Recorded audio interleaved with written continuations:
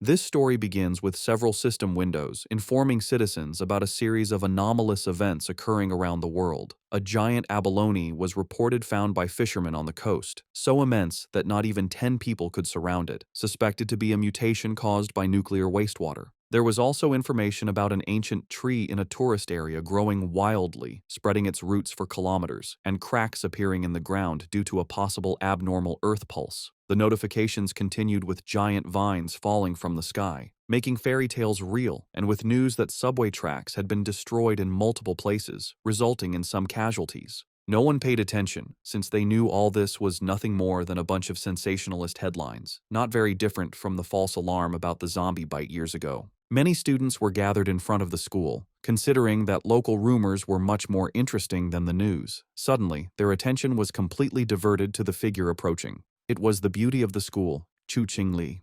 Immediately, the crowd wondered if she was finally about to break up with her boyfriend. According to them, the relationship was nothing more than an act of charity on her part. Chu Qingli had already been accepted into Qingcheng University, while her boyfriend hadn't even managed to get into a decent university. Because of this, their futures were on completely different levels. Chu Qingli approached Fang Yi and called his attention. Fang Yi turned around somewhat curious. With a cold expression, she explained that she had thought it over and their relationship wasn't realistic. School-time love always reached a point where one wakes up and realizes they are not meant for each other.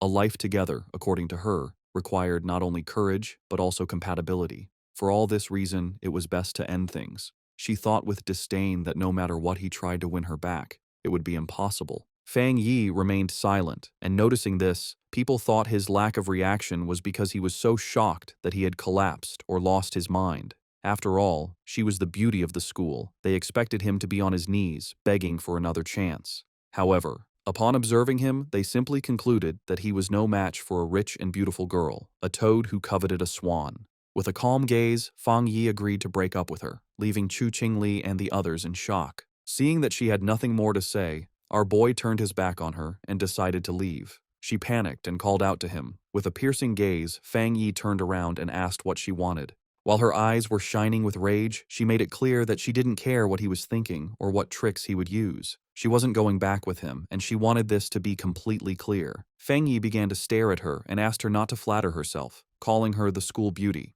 Upon hearing this, her eyes widened in surprise, making her blush.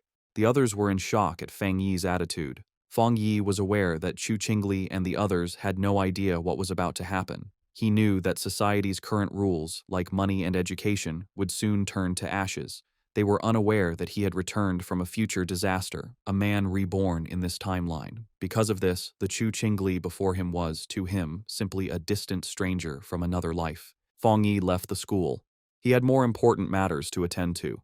For him, school beauties and reputation were irrelevant, since everything was about to be completely reconfigured.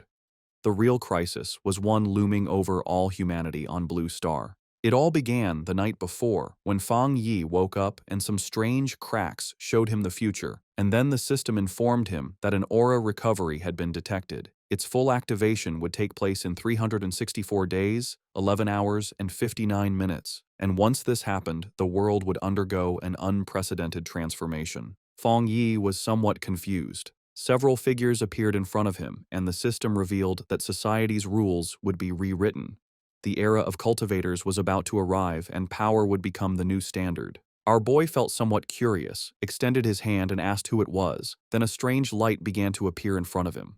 A system window appeared, explaining that it came from the confines of the universe and used top-tier algorithms integrated with cosmic secrets.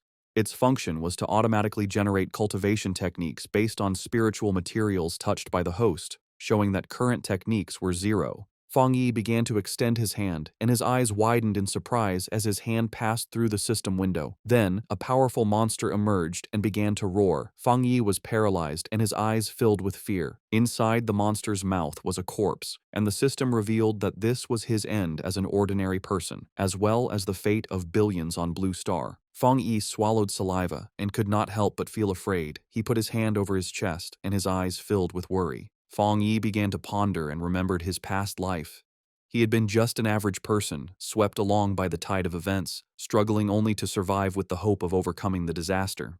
However, he witnessed the fall of his nation and the suffering of the people, and in the end, he could not escape from the mutated beasts. He remembered dying in despair, full of rage, and with a deep desire for revenge. His eyes began to shine with determination, as he thought that perhaps this was why he had been chosen by the system and brought back 1 year before the recovery of Aura. He began to extend his hand, knowing that at this moment, most people had no idea about the change that was coming. Fang Yi touched the fragments of the system and decided that he would use each anomaly caused by the aura to his advantage. The system began to initialize a new evaluation. The eyes of our boy began to shine as the system informed him that it had been successfully linked. A new path had been unlocked, and now everything in existence could be used as material.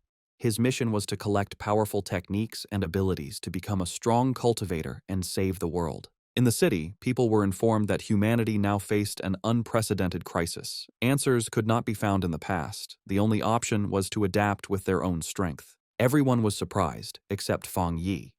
When he turned on his phone, he saw several notifications.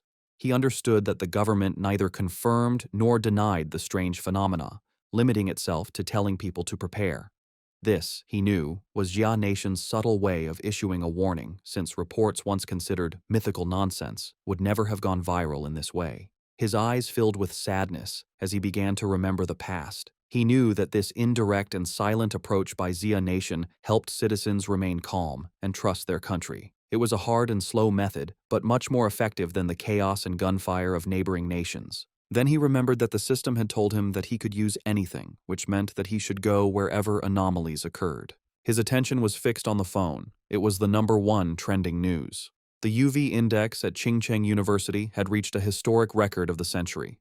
Because of this, a heat warning had been issued, urging new students to take safety precautions and use sunscreen. The students were somewhat confused, as they thought that even the best universities now resorted to sensationalist advertising. They considered this false, definitely a paid topic to be trending, since heat of that magnitude could kill people. Fang Yi looked up at the sky and saw that it was full of clouds, then activated the UV meter and saw that it was at 0. He was somewhat confused, as he didn't understand how the weather could be so different, since Qingcheng University was only 15 minutes away by car. Images of a blazing sun above the university were published, and students were informed that new student registration would continue, but they should avoid the North Gate due to the high UV index, as all other entrances remained open. Fang Yi couldn't help but smile. He knew that when anomalies occurred for the first time, most people only thought it was a publicity stunt, and only he knew the truth. His eyes began to shine with joy, as his first opportunity had arrived. Fang Yi changed clothes and went to Qingcheng University. Everyone was carrying umbrellas. It was so hot that the leaves of the trees had fallen. Our boy went to the north gate of Qingcheng University, the least crowded of all. He knew that something was definitely wrong in this place. Shiny ashes began to descend from the sky. While students were fleeing to avoid being scorched to death, Fang Yi's attention was fixed on it. He sat down and decided to touch it. Once his finger made contact, an intense glow began to emerge from it, and the system reported that it had detected an intense fluctuation in the Yang attribute, unlocking the data template of it. The energy began to enter Fang Yi's body, causing him terrible pain. An intense glow began to emerge from our boy's body. People covered their eyes to avoid going blind. They didn't know what was happening and thought they were hallucinating. The energy started burning Fang Yi's clothes, making him clench his teeth tightly. He put his hands on top of his head and started going crazy, not knowing if the system had finished compiling. He felt like he was about to die. The compilation was completed, and Fang Yi acquired a Yang attribute technique, the Golden Sun breathing technique. Later, it's the day for new students to register at Qingcheng University. Our main character's ex-girlfriend arrives at the registration area. A guy offers to carry her suitcase for her.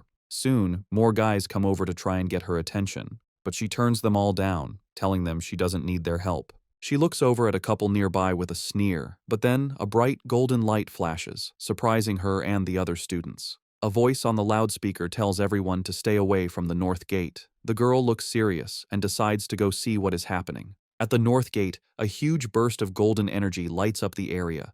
A dark figure appears from the smoke, giving off a powerful feeling.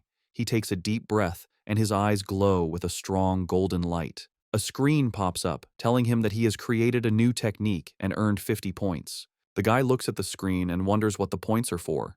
He decides it's not important right now, but will probably be useful later.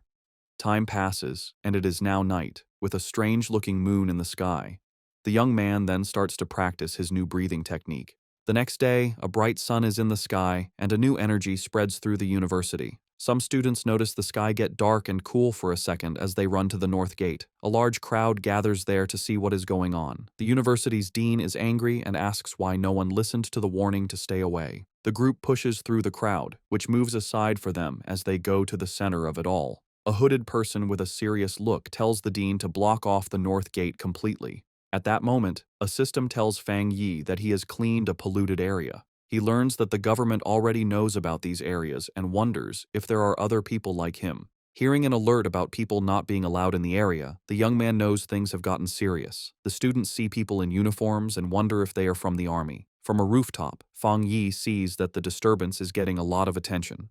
With his red eyes glowing, he decides it's time to leave and jumps off the building. Down below, the mysterious hooded person walks across the ground, which is cracked from the energy. The hooded figure looks carefully at the scene. This person kneels and touches the ground to feel for any remaining energy. Then, she picks up a piece of the ground to get a closer look at what happened. The hooded figure studies it and realizes a person caused the energy. Just then, officials begin moving the students out, while the person in the hood watches from far away. In the crowd, the guy's ex-girlfriend is shocked to hear that only one person did this. At that moment, she sees a figure jumping away and wonders if it was her ex, but she quickly pushes that thought away.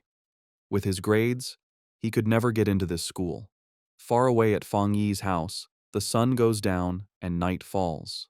Lying on his bed, the young man complains that his body is still hot, even after a cold shower. Because of the heat, he's afraid he won't get any sleep. He also worries that because of what happened today, someone might have noticed him. He then picks up his phone and sees a popular news story about a cultivation association.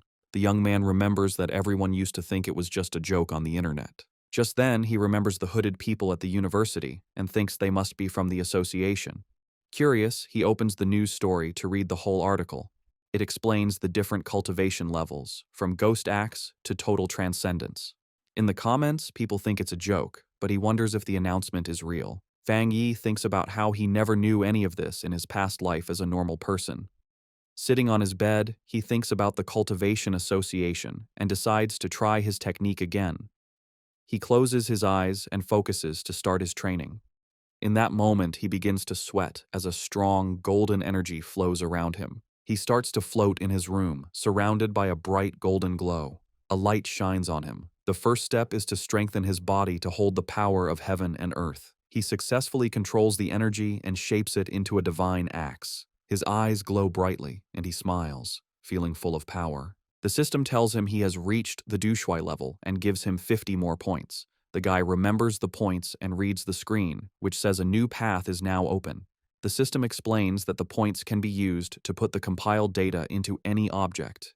He thinks about the idea of putting power into an object and looks at his mug on the table. He holds his hand out toward the mug with a golden glow of power. The system asks if he wants to use 1 point to put the yang attribute on the mug. He realizes this is like enchanting an item to give it a special power. The young man thinks that if he did this to a weapon, it would become his own special item for fighting. He decides that having a powered-up weapon will be very important for what is to come. The guy then finds a small sword on his shelf and decides to try the power on it. He thinks that if the test works, he will buy a real weapon to be ready for the monsters. Suddenly, a strange noise from outside the building gets his attention in the middle of the night. Outside, a dark creature with huge claws is watching Fang Yi's apartment. With glowing red eyes, the strange creature shows its sharp teeth in the darkness. It looks like a giant demonic rabbit and gets ready to attack the building. But inside the apartment, the guy has no idea that danger is coming. Lying in bed, the guy feels uncomfortable from his new cultivation technique.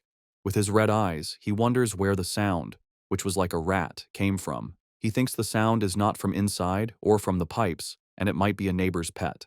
Walking through the living room, he thinks that with his better hearing, it is normal to hear the neighbors. Then the guy focuses his hearing to listen more carefully to the strange sound, but he soon realizes something is wrong and becomes alert. Fang Yi goes to the door and comes face to face with the scary creature right there in the dark hallway. In the hallway, the strange creature with red eyes appears and glares at him, ready to attack. He is startled and recognizes the mutated beast. A memory from his past life scares him. At the same time, a drone flies over the city at night, showing that others know about the danger. On top of a building, a girl complains that they still have not caught the rabbit that ate a rare fruit. With a lollipop in her mouth, the young woman seems very calm and confident about the mission. She then orders her team to keep sending her updates about the target she is hunting. After that, the mysterious girl jumps from the top of the building to begin the chase. Falling very fast, she moves with ease between the huge city buildings. Suddenly, the young woman feels the mutated beast's power and realizes she is getting closer to it. With her eyes glowing, she finally finds the creature and gets ready for a fight. The mysterious hunter lands hard on a rooftop, moving with amazing skill. Running down the side of a building, she gets the order to chase the target no matter what. With a perfect landing, the young woman continues her chase without stopping. Jumping from building to building, she warns that the creature ate a special fruit and might evolve. Just then, a man working late sees something fast go by his window and is very confused. He wonders if he is seeing things, but his boss yells at him for just standing around. Meanwhile, the hunter stands like a shadow in front of the moon on the 65th floor. Back in the apartment, Fang Yi faces the strange creature, which screams at him. With his golden eyes, he knows his body has changed, and now he can fight it fairly. The creature then attacks with its claws, but the young man dodges with amazing speed. Fang Yi thinks that his body has really changed, and now he can see the attacks in slow motion. With sun energy in his hand, he wonders why a mutated beast is here so soon. He then remembers things from his past life and faces the monster. The guy knows the creature has not fully evolved yet, and the night makes it stronger and angrier. So he rushes forward to attack, because he has to stop it, or everyone in the building will die. Fang Yi manages to grab the creature with his hand full of energy. With surprising strength, the guy bites the strange creature without any fear. He holds the monster tightly, and his golden eyes shine with a cold, focused look. Then the young man spins the creature in the air and realizes its tail is its weak spot. Taking his chance, he grabs the beast's tail with all his strength. Fang Yi throws the monster against the window, and it shatters from the force. With his fist glowing gold, he gets ready to land a powerful punch. The guy shoots a beam of energy that hits the creature right in the air. The monster is then completely covered by the bright golden beam of light, but the strange creature grabs the golden energy with its claws and tries to take its power. Fang Yi then realizes the monster is trying to steal his yang power, and he fights back. He thinks the power of the sun is too strong and that the rabbit is just destroying itself. Soon after, a golden explosion covers the monster, which can't handle that much energy. In the building next door, a couple wakes up from the noise, and the man wonders if it was thunder. He then goes to the window to check, but sees nothing strange outside. Our hero lands on the floor, surrounded by what is left of his golden energy. The young man thinks that the creature was like a starving ghost trying to eat his power. After the fight, the monster's eye falls to the floor, letting out a weird black smoke. With a serious look, he stares at what is left of the creature he just defeated. Without thinking twice, the guy stomps hard on the eye, crushing the rest of the beast. He understands that the creature of the night was desperate for his opposite yang-type power. The young man thinks that if he were normal, the monster would have easily eaten everyone in the building. With that, he knows he needs to learn more techniques to face the dangers ahead. Meanwhile, a mysterious girl jumps through the air in the moonlight, looking like a hunter. With amazing speed, the young woman runs very fast down the side of a building. When she gets to the scene, the mysterious hunter's eyes open wide with shock. Standing there in the middle of the night, she wonders if someone else defeated her target. Kneeling on the ground, she notes that the target has been destroyed, and that she will try to get the night attribute back. But as she touches the monster's remains, she is surprised by a golden energy that is still there. The young woman then feels a strong heat and a burning power that makes her pull back right away. The young woman remembers the energy from the university gate and understands that this is not a coincidence.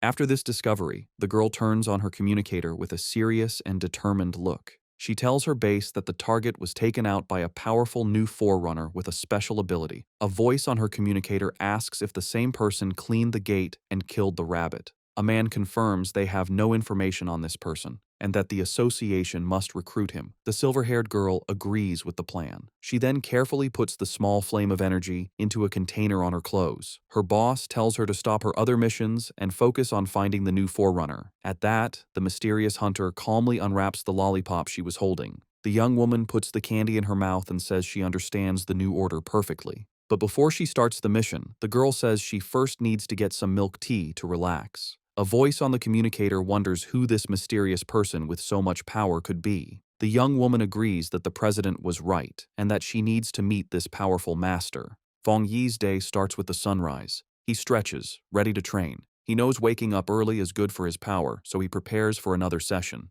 The fighter uses his breathing method, taking in the morning's golden energy. As the energy fills him, his eyes glow with golden power. He enters the Ghost Axe realm and feels the technique's power appear. A sudden burst of energy surprises him.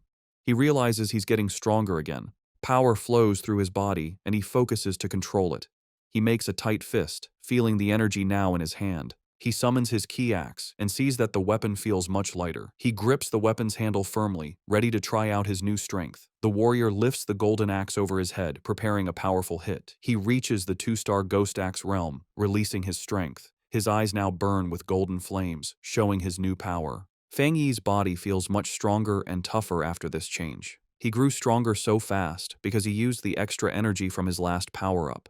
Feng Yi decides that from now on, he will level up slowly and carefully, one step at a time. But his growing power gets a lot of attention, so he needs a more private place. In the association's office, a man feels something strange in the air.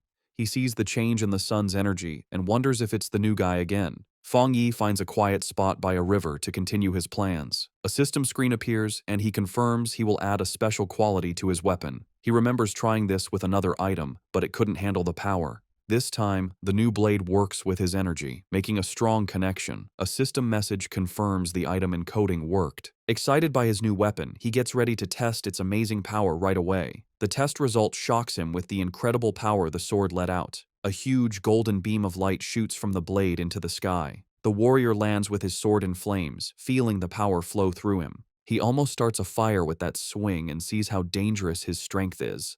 The smoke from the attack is big, so he knows he was seen and needs to leave. A girl is running fast toward the smoke he left. She complains that she stepped away for a moment and missed everything. Suddenly, the young woman stops. She sees that the river is actually boiling. The agent flies over the damaged area, wondering what the new guy did to the place. She can already imagine being told off, since everything has gone wrong since he appeared.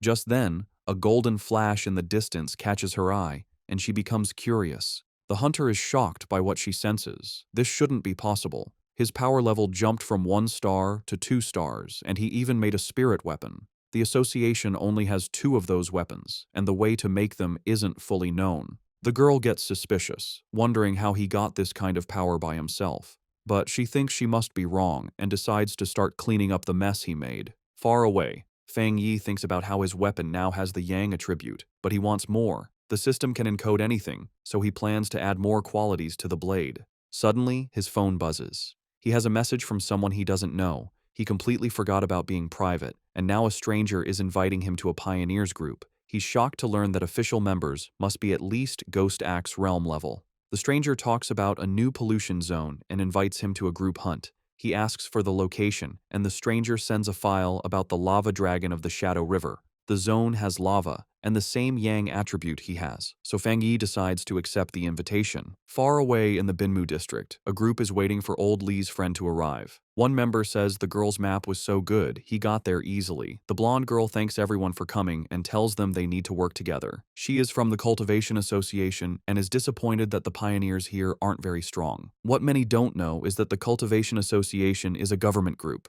Getting into the group was hard and required her family to ask for favors, so she hates to fail. Just then, one of the explorers sees the newbie arriving and calls him by his name, Fang. Feng Yi makes a strong entrance with his new sword and introduces himself to the group. The agent is startled by his power, but sees his aura isn't scary, but warm. Since the team is all there, the leader gives the signal, and they go toward the cave entrance. Feng Yi decides to go first and asks the blonde agent to take care of the light. The group walks through the cave, and one of them warns Fang about the loose rocks. They think it's strange that the place isn't very hot yet. Feng Yi reflects on how quickly the team accepted him and feels that their friendship is real in these hard times. Feng Yi keeps moving forward, and the ground under his feet starts to change color, showing that danger is near. Suddenly, they get to a huge opening and are amazed to see a river of boiling lava right in front of them. Without hesitating, Fang rushes toward the danger and the blonde agent yells at him not to be so reckless. To everyone's surprise, the warrior pushes his sword right into the lava. The explorers panic and scream for help. A fiery explosion throws the team back, and Fang Yi's system detects a worldwide problem and starts to analyze the information. As he plunged his sword into the lava, Fang Yi's system analyzed the anomaly, revealing a new power, the inner flame, with an extremely high internal temperature and explosive properties, and the scarlet flame sword technique, which unleashed its power when the blade was drawn, coating it in fire and lightning. Resolved, Fang Yi gripped his sword. His eyes and the blade glowed with fiery power, a perfect technique for his Tang sword. Below, the other explorers, thrown back by a previous explosion, watched in amazement as Fang Yi stood unharmed in a vortex of fire. Realizing his weapon was absorbing the lava's power, Fang Yi then used his script points to permanently embed the scarlet flame attribute into his sword, which now burned with energy. When the flames subsided, his teammates concluded he had suffered a small cultivation accident and had recovered. The group was euphoric, noticing the cave's spiritual energy had stabilized. One of them celebrated being able to absorb it smoothly, while another, on the verge of beginning his cultivation path, excitedly shouted Xiaoya's name. The blonde agent, Xiaoya, encouraged them to train while she kept watch, and the team thanked her for the opportunity. The peace was interrupted when Xiaoya detected figures approaching the entrance, warning that other pioneers were arriving. 3 muscular men entered, led by one with an eye patch and glowing red eyes who arrogantly declared the resource-rich land was now theirs. Xiaoya grew worried, recognizing all 3 newcomers were at the 1-star Ghost Axe realm, a level her team couldn't challenge.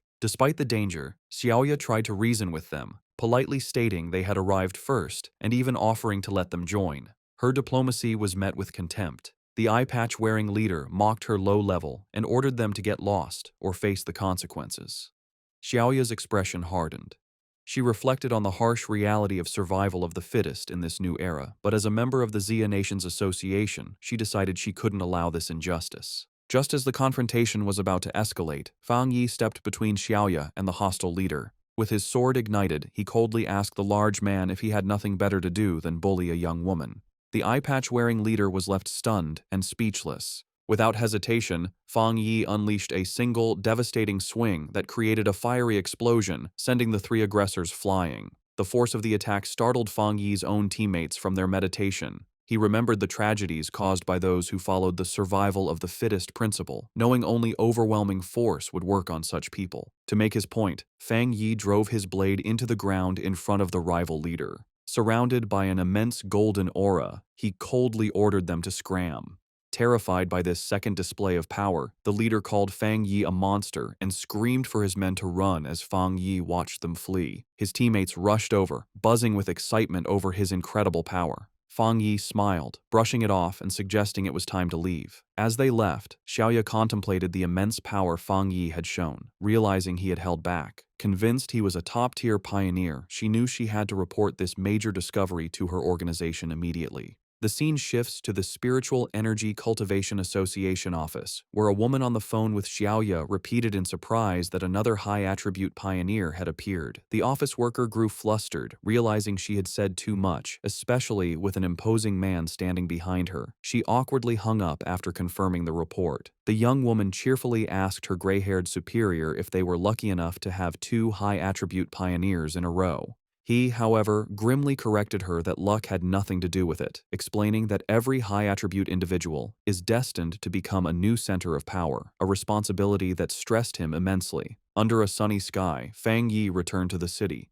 He tried to disguise himself as a cosplayer, but his powerful presence and authentic sword only drew more attention. His walk was interrupted when he saw on his phone that news of the cave incident had already gone viral. He chided himself for his carelessness, knowing the eruption of his internal flame was too noticeable. Dismissing the idea that his teammates would betray him, he focused on a more urgent matter. The massive yang energy he had absorbed was pushing him toward a new breakthrough. He needed to find a secluded place immediately and headed for the back mountain. 5 minutes later, on that same mountain, a silver-haired young woman named Su Qingying, a garden restoration expert, felt a sudden, powerful presence. She saw an intense burst of light, like a miniature sun, and recognized the signs of a cultivator breaking through to the 3-star Ghost Axe realm. The scale of the energy astounded her. She'd never imagined a breakthrough of that realm could be so monstrous. Driven by a sense of duty and a flash of recognition, she raced toward the disturbance, vowing to catch the mysterious individual this time. High on the mountain, Fang Yi was focused on his breakthrough. He pulled in huge amounts of golden energy, which spun around him before forming a bright, sun-like ball above his head. As he meditated in the air, the power behind him formed a complex, star-shaped divine shape. Golden energy sparked across his skin, and his eyes glowed with great power as he tried to control the wild energy. Finally, the power came together, taking the shape of a giant divine axe made of pure golden and light blue energy, crackling with power. Meanwhile, Su Jingying arrived and stopped suddenly when she saw the amazing sight. She watched in total disbelief, seeing that the mysterious person was about to swing the divine axe he had just created. His level of control was incredible. She wondered how anyone could command so much spiritual energy with such perfect skill and steadiness, asking herself if this man had secretly been training for centuries. The sight brought back a painful memory. Su Qingying remembered her own attempt to break through to the Ghost Axe 2-star level. The pressure from her own divine axe had been too much for her, pushing back and making her cough up blood. It left her stuck in bed for a full week. She was naturally strong, but she had still failed badly. She couldn't understand how this monster could handle a breakthrough that was so much more powerful than hers. As she ran closer, she was even more amazed. The huge amount of spiritual energy, the perfect control in every move of the axe, and the way every bit of power seemed to have been purified thousands of times. It was all beyond anything she had ever seen. She decided that this person wasn't just an amazing monster. He was like a god who had come down from the sky. She also noticed his calm and steady way of doing things. Most pioneers, when they felt a breakthrough was about to happen, would rush to get it done. This person, however, moved with a deep sense of experience and a strong mind, like a master from old times. Her thoughts were stopped when the giant, fiery divine axe began to move. She watched the awesome sight as it swung with a purpose, heading east. At the peak of his power, Fang Yi's eyes burned with pure golden light as cracks of raw energy spread across his face. He floated inside a blinding storm of golden power, successfully controlling the huge amount of energy he had gathered to evolve. A system window then appeared, officially confirming he had succeeded. He had reached the Ghost Axe realm, 2-star. The new divine axe slammed down into the earth, releasing all of its power in one huge shockwave that tore across the mountain. Su Qingying was caught in the powerful blast and had to hold herself steady against the wave of golden energy. The leftover force cut a huge path through the forest before fading away, but when she looked up, the mysterious man had completely disappeared. Breathing hard from the effort and her frustration, Su Qingying couldn't believe she had missed him again, especially since she had arrived in only 30 seconds. A worrying thought came to her. He must have known that she was tracking him. She worried that if he stayed this hard to find, her mission to recruit him would be impossible. Just as she was about to give up, she paused. A sudden idea hit her. She looked away from the path of destruction and toward a giant old tree that was now glowing with a soft, leftover golden light. With a new feeling of certainty, she called out into the woods that seemed empty, calling him Senior and asking if he was still in the area. From the shadows of the forest, Fang Yi appeared, his hooded body giving off a cool confidence. His glowing red eyes were on Su Qingying. He immediately knew she was the person who had been looking into him for the past few days. Seeing she had been found, Su Qingying stood her ground and properly introduced herself. She said she was the captain of the Firefly Squad, a part of the Spiritual Practitioners Association of Xia Nation, and also one of the nation's first pioneers. On behalf of the association, she sincerely invited him to join them. She admitted she had been following him for 2 days and hoped her methods hadn't made him think badly of her. As she spoke, Fang Yi stayed quiet, and his face was hard to read under his hood. Su Qingying added that while the public didn't know yet, all the official papers for the association were ready. Inside, however, she was very nervous, choosing her words carefully, and worrying if she was bothering him or making the powerful man angry. She knew she had to sound soft and respectful. Her carefully planned speech was cut short by Fang Yi's simple, direct question. "Why should I join?" The direct question surprised her completely. She stuttered for a moment, panicking over what to say. She quickly saw that empty, nice words would be useless against someone so smart. The truth was her only choice. Pulling herself together, she explained what the association was for. She told him that the Xia nation wanted to gather and unite all the early pioneers, to guide them on an organized path and also give them extra protection. She knew that growth was messy right now, and that an association might feel like a cage to a free spirit like him. But she asked him to look at the bigger picture. A great return of spiritual energy was coming, and they would all need to stand together to face the unknown enemies of the future. After listening to her passionate speech, Fang Yi leaned casually against a tree, looking tired and uninterested. He told her plainly that he was not willing to join. He explained that, for now, he still couldn't bring himself to fully trust her or the association she represented. Su Qingying was left completely stunned and speechless by his direct refusal, her eyes wide with shock. Facing his refusal, Su Qingying grew desperate. She quickly pulled out her identification card from her jacket. Holding it up for him to see, she quickly introduced herself again as Su Qingying and mentioned she used to be a well-known athlete before the spiritual energy returned. She begged him to believe her, hoping her public identity would give him a reason to trust her. Fang Yi paused and thought about her words. He touched his chin thoughtfully, saying that he now vaguely remembered her. His mind remembered a framed picture of her celebrating a victory as the runner-up in the Xia Nation's long-distance championship. He realized her natural athletic skill was what made her such a fast and good pioneer. However, his face then became hard. A dark memory from his previous life came to mind, showing a vision of a ruined city. He knew that in his original timeline, the Xia Nation's work, including the association, had failed in the end, leading to the end of humanity. Now that he had returned with his system, he knew he had to be part of the solution, but joining the association at this point was not the right move. Putting on a more thoughtful look, he looked back at a hopeful Su Qingying and confirmed that he did remember her. He told her he would think about her offer, and before she could answer, he jumped into the air and sped away from the spot. Just as quickly, he reappeared right behind a startled Su Qingying. He gave her a firm condition. She must keep his location a secret from everyone for now. In his mind, he studied her respectful behavior and guessed that the association was careful about upsetting powerful pioneers who weren't with them. He saw this as a weakness he could use. Su Qingying suggested a deal. She explained that the association had detected the energy from his breakthrough and that she had to file a report. She suggested sending a report that was a mix of truth and lies to protect his identity while keeping her bosses happy. After a moment of thought, Fang Yi agreed to her plan. Su Qingying tried to call out to Fang Yi as he agreed to her plan, but in the blink of an eye, he was gone. She ran down the mountain slope after him, but it was no use. Tired and annoyed, she walked alone on a forest path, muttering in frustration about how many times she had failed to catch him and how he was now trying to avoid her.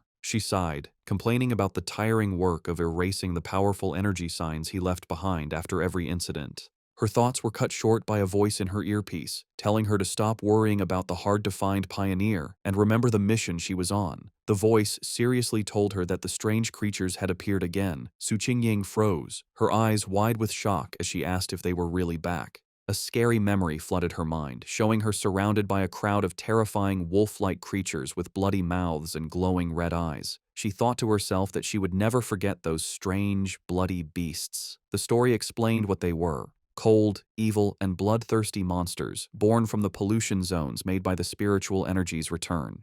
They got power from these zones, turning into monsters that ate humans. Some could even hide as natural disasters, killing anyone as they split up lands and made new pollution zones. If they weren't stopped, their very destructive nature would let them keep eating the human world until nothing was left. A heavy storm suddenly hit the city. The night sky wasn't lit by streetlights, but by constant, violent flashes of lightning. Rain poured down, and red alerts lit up people's phones, warning of the severe thunderstorm and telling everyone to stay inside. Another alert announced that the Yuhuang Mountain area was closed because of flooding risks. From their windows, people commented they hadn't seen a storm this bad in years, with some joking that a powerful being might be facing a lightning trial nearby. Hidden in a rainy alley, Fang Yi watched the storm grimly, his red eye glowing. He could feel the huge amount of lightning energy in the air, recognizing its wild power. He knew this was no ordinary storm but another anomaly, with its power focused on a single point. His eyes scanned past the city buildings and locked onto a distant mountain peak that was being hit by lightning again and again.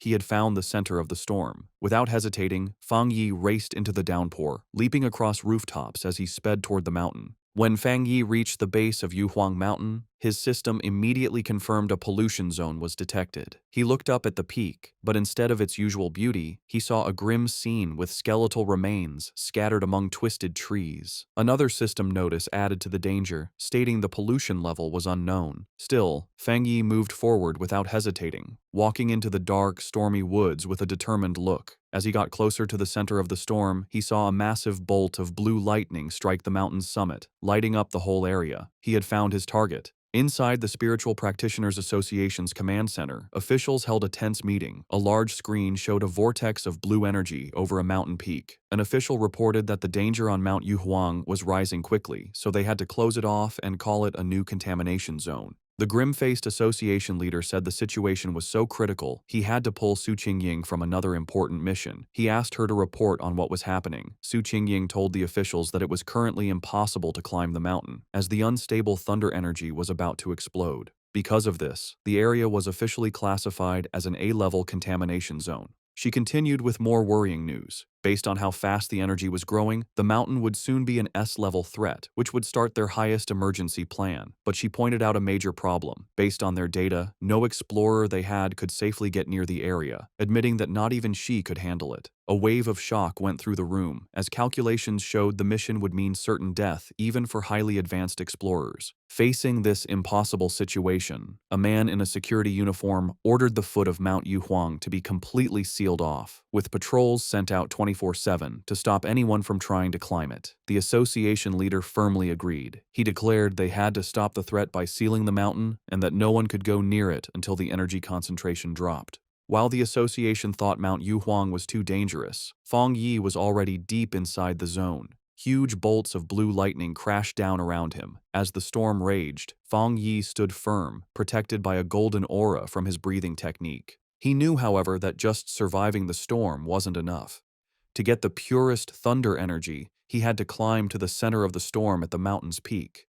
His decision was fueled by dark memories of the past. He knew that the creatures they faced now were just the beginning, and even more terrifying monsters would appear in the future. He realized that his current fire-based powers were not enough for the challenges to come. He had to become stronger himself, not just rely on his weapon. Surrounded by the lightning, Fang Yi saw a rare and perfect opportunity to use the thunder energy to strengthen his own body. Fang Yi knew if he didn't take this chance to get stronger, he would face certain death from the disasters to come. His eyes glowing gold, he drew his flaming sword and, with a defiant roar, plunged it directly into a massive bolt of blue lightning. The wild energy surged through him, causing terrible pain, but his face remained determined. His body shook violently as the electricity coursed through him. He realized this thunder power was like a divine punishment, actively fighting against him. The storm was furious that he had entered its territory and seemed to demand that he give up. Staring at the chaotic sky, he wondered how he could possibly make such a raw force obey him. Then, he had an idea. He calmed himself and remembered his system's rule. To get a power, he had to touch the energy source. A golden aura exploded from him as he unleashed his golden sun breathing technique, determined to fight through the storm.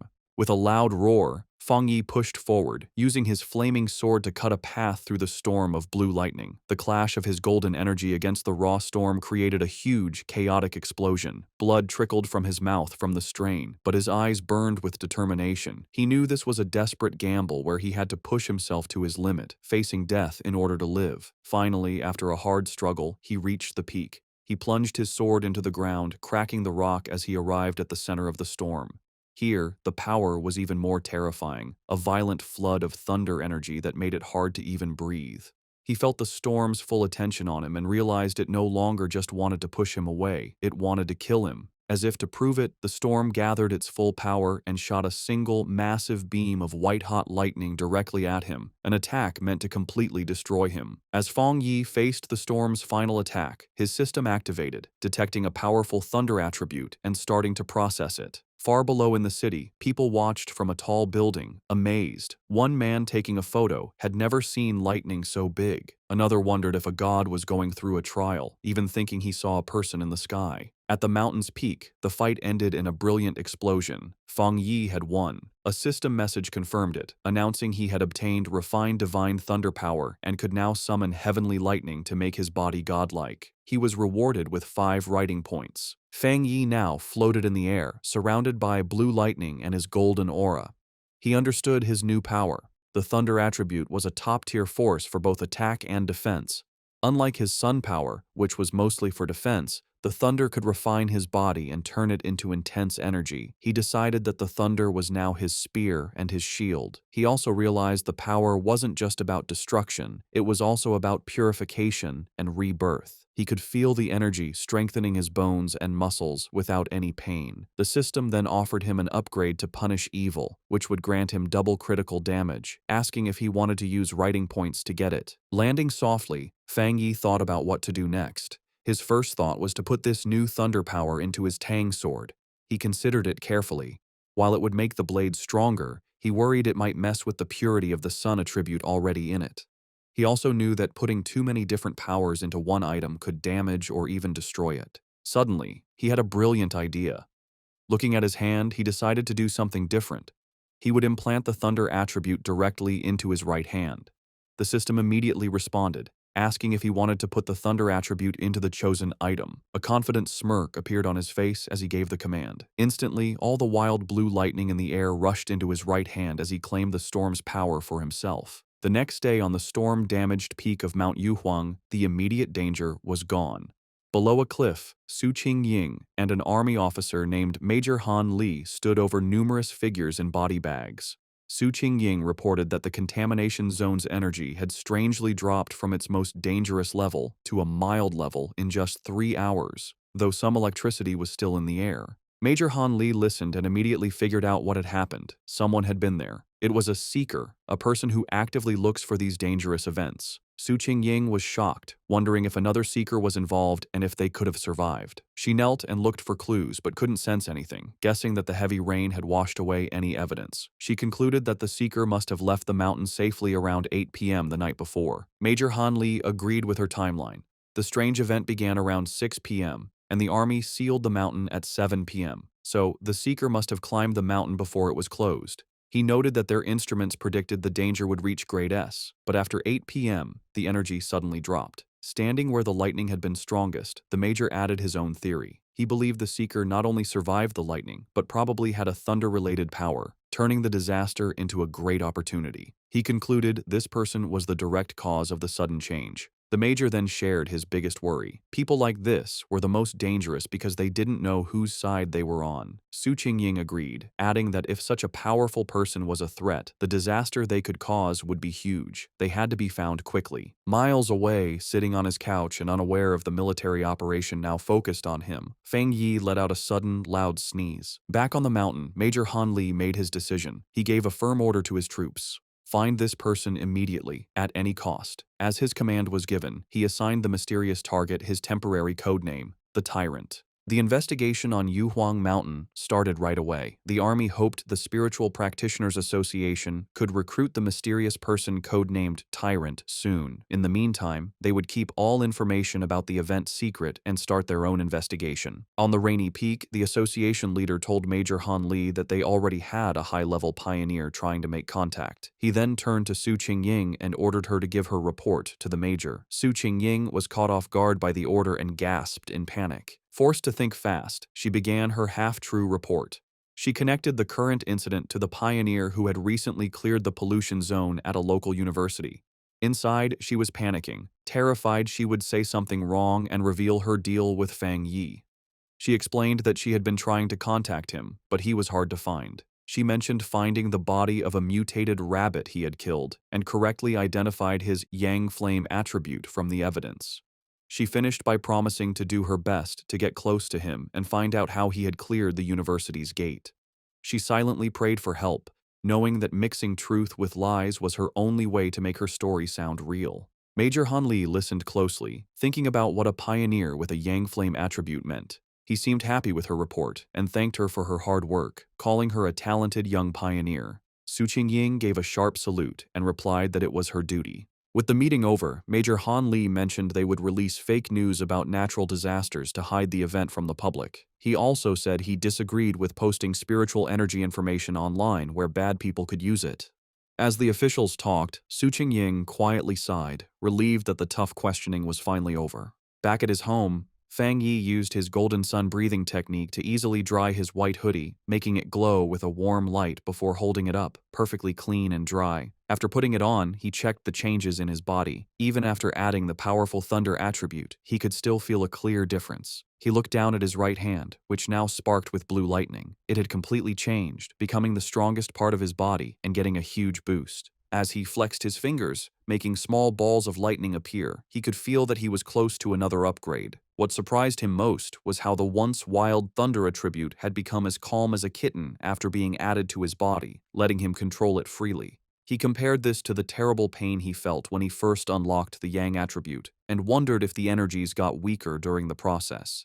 Remembering the system told him this new power dealt double damage to strange and evil creatures, he was eager to test it. His thoughts were broken by a sudden alert from his phone on a nearby table. He picked it up, wondering what was happening now. He had set up special news alerts after the last incident, knowing that in these crazy times, the government would issue warnings to protect people. For a pioneer like him, however, these warnings were more than just notices of danger. In every crisis, there was a chance to grow stronger, even if it meant risking his life. As Fang Yi thought about what to do next, he looked at the major news alert on his phone. The report said a huge explosion had just happened inside a chemical plant, causing a lot of pollution in the city. The official story said no one was hurt and told people to stay calm, but Fang Yi was suspicious of an event this big. He checked online forums, where people who saw it happen gave a much scarier story. People who lived nearby described a super creepy feeling they couldn't explain. One person asked if it was a cold, evil aura, and another quickly agreed. While many were doubtful, the overall feeling was one of dread and fear. The words cold and evil aura felt familiar to Fang Yi. Suddenly, a terrifying memory from his past life came back. A bloody hand and a horrible monster. He remembered hiding in fear from a giant, red, demonic beast as it destroyed everything around it.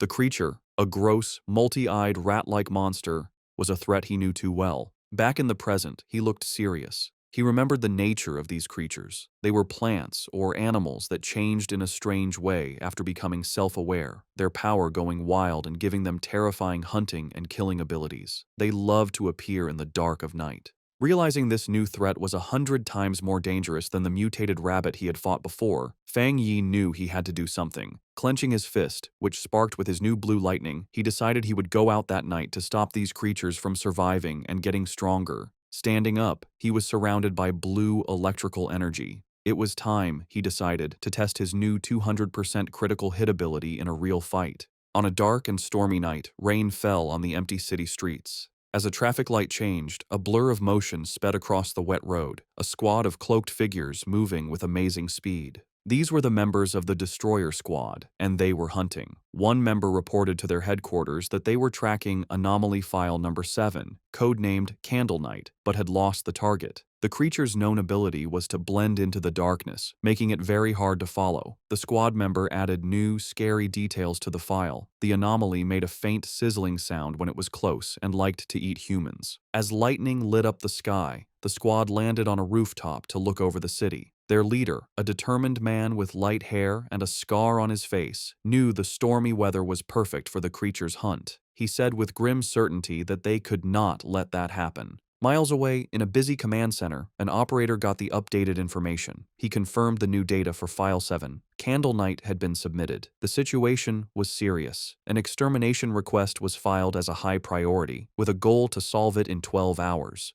The order came back from headquarters. The Destroyer Squad was to keep chasing the target, but their own safety was most important. The team immediately started the chase again, leaping from building to building through the rainy city. The squad leader paused, looking at a glowing holographic map of the city full of red markers showing active anomalies.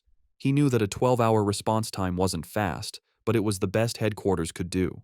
The country was large, and with anomalies appearing everywhere, even their advanced resources were stretched thin. Just as the destroyer squad got close to their target's last known location, a warning came from their headquarters. The operator told them that the area they were entering was currently occupied by Spiritual Energy Cultivation Association agents. A photo of Su Qingying appeared on the screen as the operator explained that her team was watching pioneers there and could be asked to help. The destroyer squad's leader acknowledged the message and asked headquarters to have her come help, saying he had heard of her good work. Elsewhere, Su Qingying was surprised to learn she had become so famous. The destroyer squad waited grimly in the rain. Soon, Su Qingying and her own cloaked team arrived, taking a spot on a higher rooftop. With a hand on her hip, she looked down at the squad below and casually asked if they were the ones calling her for overtime. The destroyer squad's leader was not happy with her casual tone. He sternly told her that the Candle Night anomaly eats people and that this was much more serious than a simple overtime request. One of Su Qingying's team members shot back, asking if that was the right way to ask for help. Su Qingying then turned to leave, saying that the destroyer squad seemed so good, they probably didn't need help after all. She announced that her team, the Ying squad, would be leaving. As they started to go, her team members muttered among themselves, one worrying about their boss's savage attitude and another defending her, saying their own missions were just as dangerous.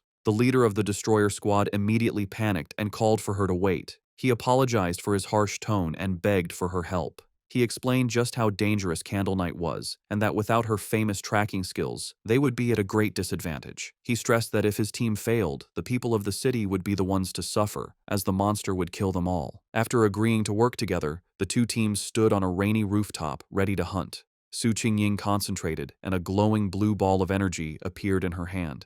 She announced she had found the creature. The orb's energy expanded, showing the monster's location. Hidden in the dark, wet ruins of a chemical plant, the monstrous, multi-eyed rat-like creature called Candle Night was eating something. Its file noted that it liked darkness, dampness, and eating people. With the target found, Su Qingying gave the command for the joint operation to start. The creature's senses were sharp, and it instantly looked up, aware of their presence.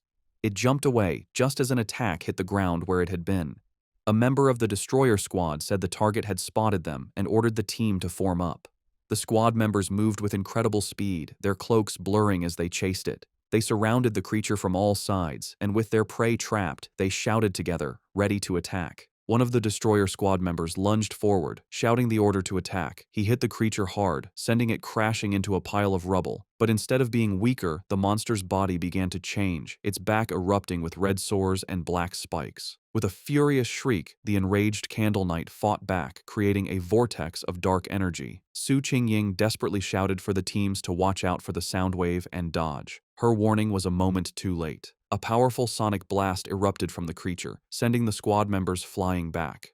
The destroyer squad's leader was thrown from the rooftop, crashing onto the street below. One of his team members rushed to his side. The leader pushed himself up, bruised but alive. He admitted that if he hadn't moved back at the last second, his bones would have been broken. He knew they were in grave danger. If the creature stayed in the city any longer, it would cause a huge disaster. The battle took another turn as Candle Night continued to change. It grew large, bat-like wings and let out a roar, its throat glowing with green energy. It then spewed a corrosive, dark substance that filled the air with toxic green smoke. The creature aimed this blast at the ground, trying to melt the street to burrow underground and escape. One of Su Qingying's team members warned her that the monster had a corrosive dark power and that anything it touched would be destroyed. She explained that their team didn't have a power strong enough to fight it. Su Qingying, however, stayed calm. She ordered her team to stay alert and not to mess up the destroyer squad's formation, reminding them their main job was to gather information and help with strategy. Meanwhile, a destroyer squad member with a dagger prepared to strike the escaping creature.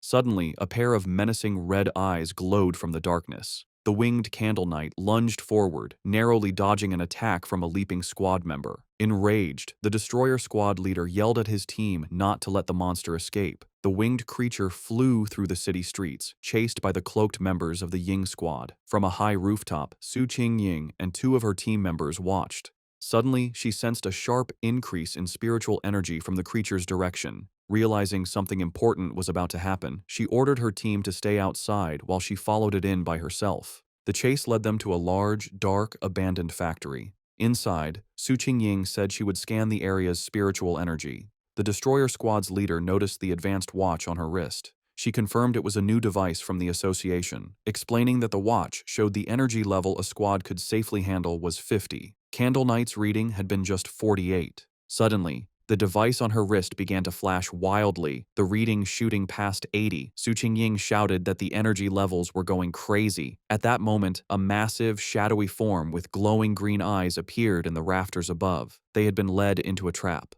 Su Qingying realized with horror that there was more than one creature in the factory. The shadowy, monstrous face of a new creature loomed behind them. The destroyer squad's leader panicked, yelling that they needed to retreat immediately. Taking charge, Su Jingying suggested a tactical retreat toward the main door to force the hidden enemy to show itself. She fired a blast of energy to clear a path, shouting for her team to follow. But before they could escape, she cried out in pain and collapsed, her senses overwhelmed by an invisible poison gas. Su Jingying suddenly found herself alone in the vast green darkness of the factory. She called out to her team, but no one answered. She knew they were nearby, but the poison had made them unable to sense her. Putting the pieces together, she realized the full trap. Candle Knight had led them to this factory, which was the territory of a much more powerful creature, a giant serpent she had only faintly sensed earlier. As if summoned by her thoughts, the huge, armored head of a shadowy serpent with glowing green eyes loomed over her.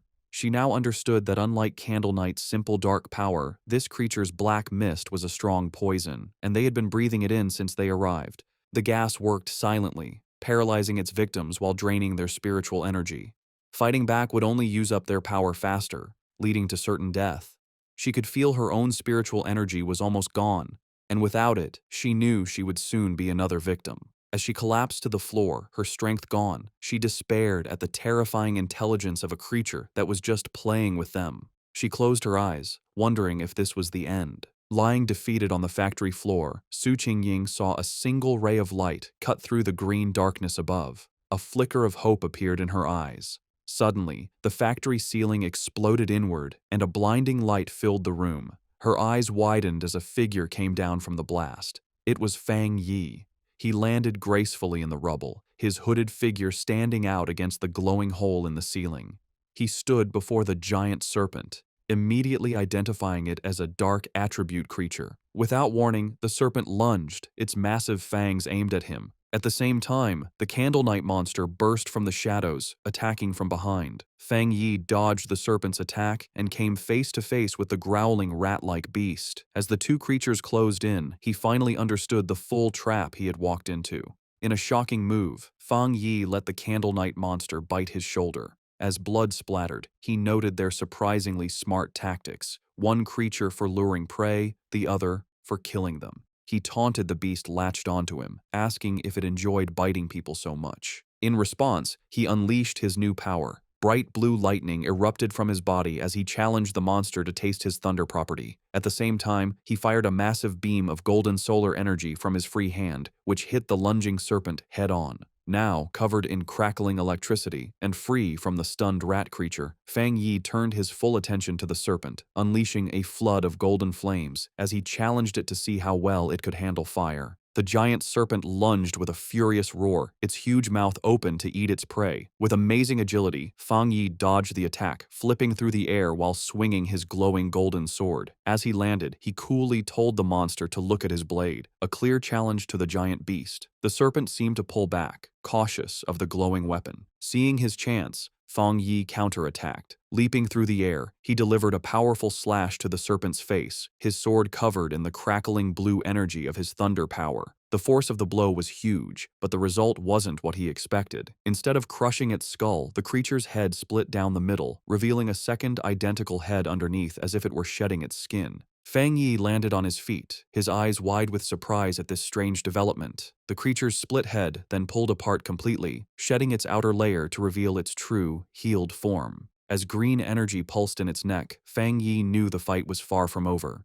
The serpent reacted with shock and pain as the leftover thunder energy from Fang Yi's sword ran through its body. It roared in fury as the electrical energy grew stronger, overwhelming its dark power. Watching the creature twist in pain, Fang Yi gave a small, confident smirk. He knew he had the advantage, as he had already sensed this serpent's dark aura was stronger than Candle Knight's. He then revealed his clever plan. When he attacked with his sword, he had held back the full force of his fire. Instead, he had used the blade to carry and channel the thunder power from his hand directly into the snake's body. He compared the two creatures, realizing this serpent was a far more dangerous and evolved monster than Candle Knight. Suddenly, he felt a sharp pain in his shoulder where the rat creature had bitten him. He hissed, looking down to see strange purple snake scales growing from the wound. He understood immediately. Just as he'd thought, this was a smart, mutated species. Its poison, delivered by its partner's bite, had a paralyzing effect that let it kill silently. He could feel a sharp pain from the wound, but he also felt his Golden Sun breathing technique working to fight the venom. With a determined look, he knew he had the perfect counter. The Yang Flame power could dissolve the poison, the Golden Sun technique would protect and heal his body, and the Thunder power would purify anything left.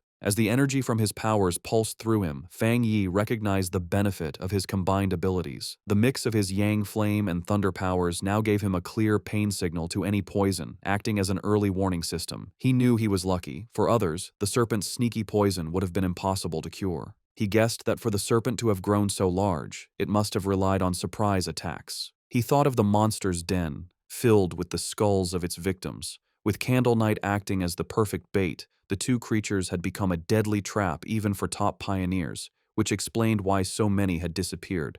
But in the end, it didn't matter. As he watched the creature's huge skeleton burn to ash in his holy fire, he knew its reign of terror was over. Standing before the fire, Fang Yi felt satisfied. His inner flame was powerful, but the triple critical hit from his new thunder power had sealed his victory. He felt confident that his fighting skills were now pretty good, even compared to other high-level pioneers. He stood silently for a moment, watching the flames burn the last of the monster. Just as he was about to leave, he paused, reaching out his hand as if he sensed something. His eyes narrowed. He wasn't alone. Someone was still there. He turned just in time to see a figure stumbling out from the smoke, coughing from the ash. It was Su Qingying. She stood silently, covered in soot and clearly tired, but she was alive. As the smoke cleared, Fang Yi found himself looking at the unconscious members of the other squad, with Su Qingying sitting among them. He recognized her as the agent from the association and coolly told her that there was no need to pretend. He added that her playing dead act needed work, which surprised her. Embarrassed, Su Qingying covered her face. Realizing this was the same powerful pioneer she had been tracking, she tried to make an excuse, claiming she woke up from the smell. Fang Yi, however, wasn't fooled. He complimented her, pointing out that while her teammates were out of energy, she was strong enough to keep a small reserve to protect herself. If she had really been unconscious, he explained, she wouldn't have been able to smell anything. Flustered, Su Qingying could only offer an awkward thank you. In her mind, she was amazed. He had seen right through her. She had indeed kept a bit of spiritual energy for protection. She had no idea how he had beaten both Candle Knight and the giant serpent all by himself. Noticing her embarrassment, Fang Yi's tone softened. He told her she didn't need to cover her eyes and that he only asked her to be honest with him and keep his identity secret.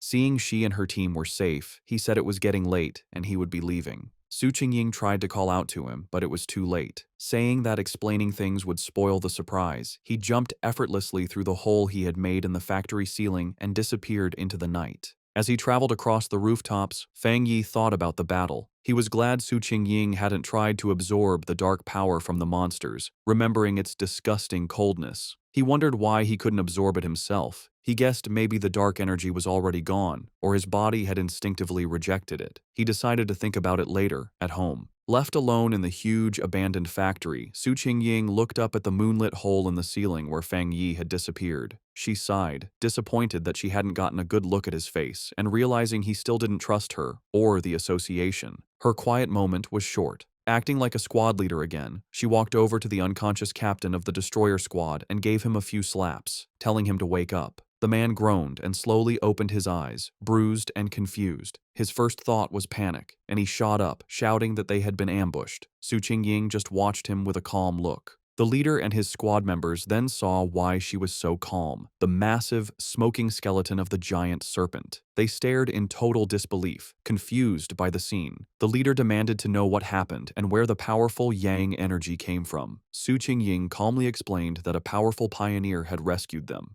She continued her carefully planned report, explaining that the pioneer was likely the person from her original mission, a very high-level individual with a Yang attribute. She let her voice trail off, suggesting his appearance was a lucky coincidence.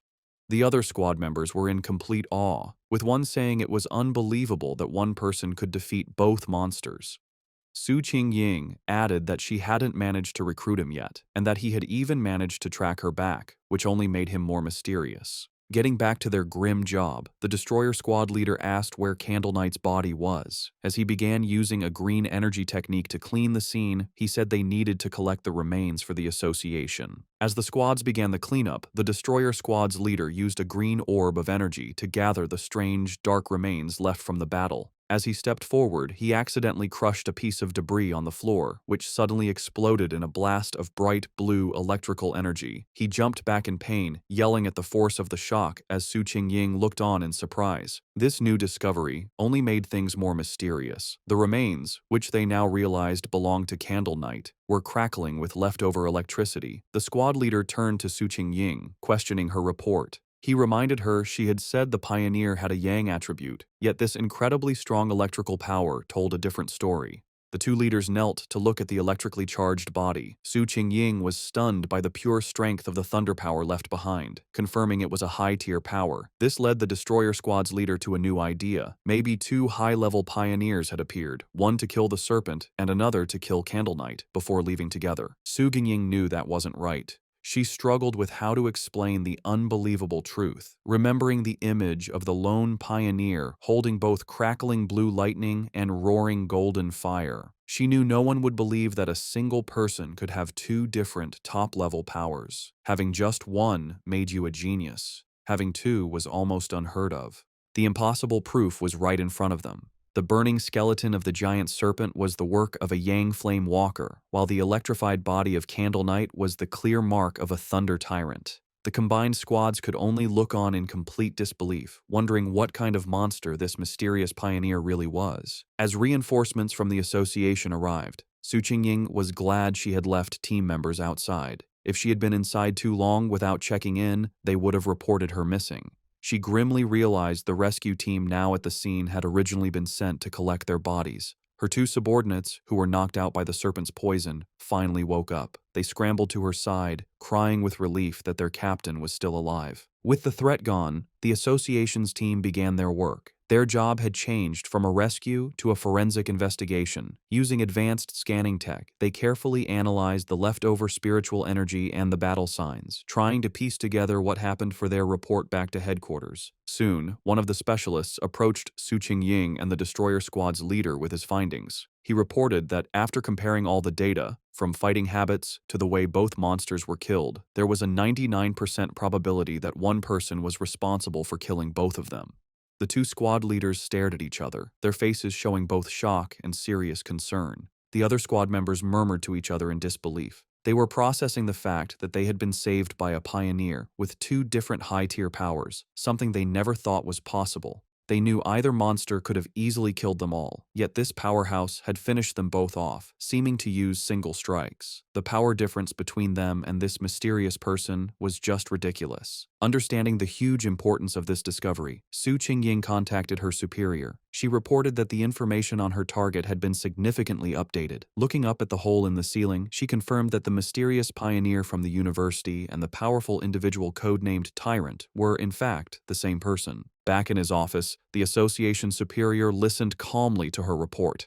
After thinking about the information, he gave a new command, telling Xiao Su to pause her mission for now. He explained that the pioneer had saved her team, killed the monsters, and secured the area. These were not the actions of an enemy. He added that he and Old Han, Major Han Li, didn't agree on the matter, and for her own safety and to avoid leaving a bad impression on their powerful potential ally, she was to stop all contact with the tyrant for the time being. While on the phone with her boss, Su Qingying, though she had agreed to pause her mission, couldn't help but add one more piece of information. She told him she had one more theory, based on what happened when she had tracked Tyrant to the back mountain where he was advancing his power.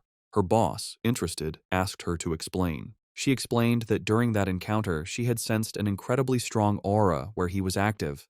At the time, she suspected he might have a spiritual weapon but thought it was unlikely. However, now that it was confirmed he had two high-tier powers, the possibility seemed much more real. The association superior was surprised by this new information, questioning if the pioneer really had a spiritual weapon. He quickly became skeptical, leaning back and saying it was highly unlikely. He argued that no matter how talented, a solo pioneer couldn't possibly have such a rare item without outside help. Furthermore, he added, the team had found no traces of a third spiritual energy, which would usually come from a separately made spiritual weapon. Su Jingying quickly corrected him, clarifying an important detail. The spiritual weapon aura she had sensed during her first encounter with him was clearly a yang attribute. This new information completely changed things. The superior's eyes widened as he understood what this meant. If the weapon's attribute came directly from the user's own yang energy, it meant he wasn't just using a weapon, he was creating it. This led to an amazing conclusion. If he could create his own spiritual weapons, then he had to be a spirit creation realm cultivator. Such a being could theoretically do this alone, but that level of power was almost mythical.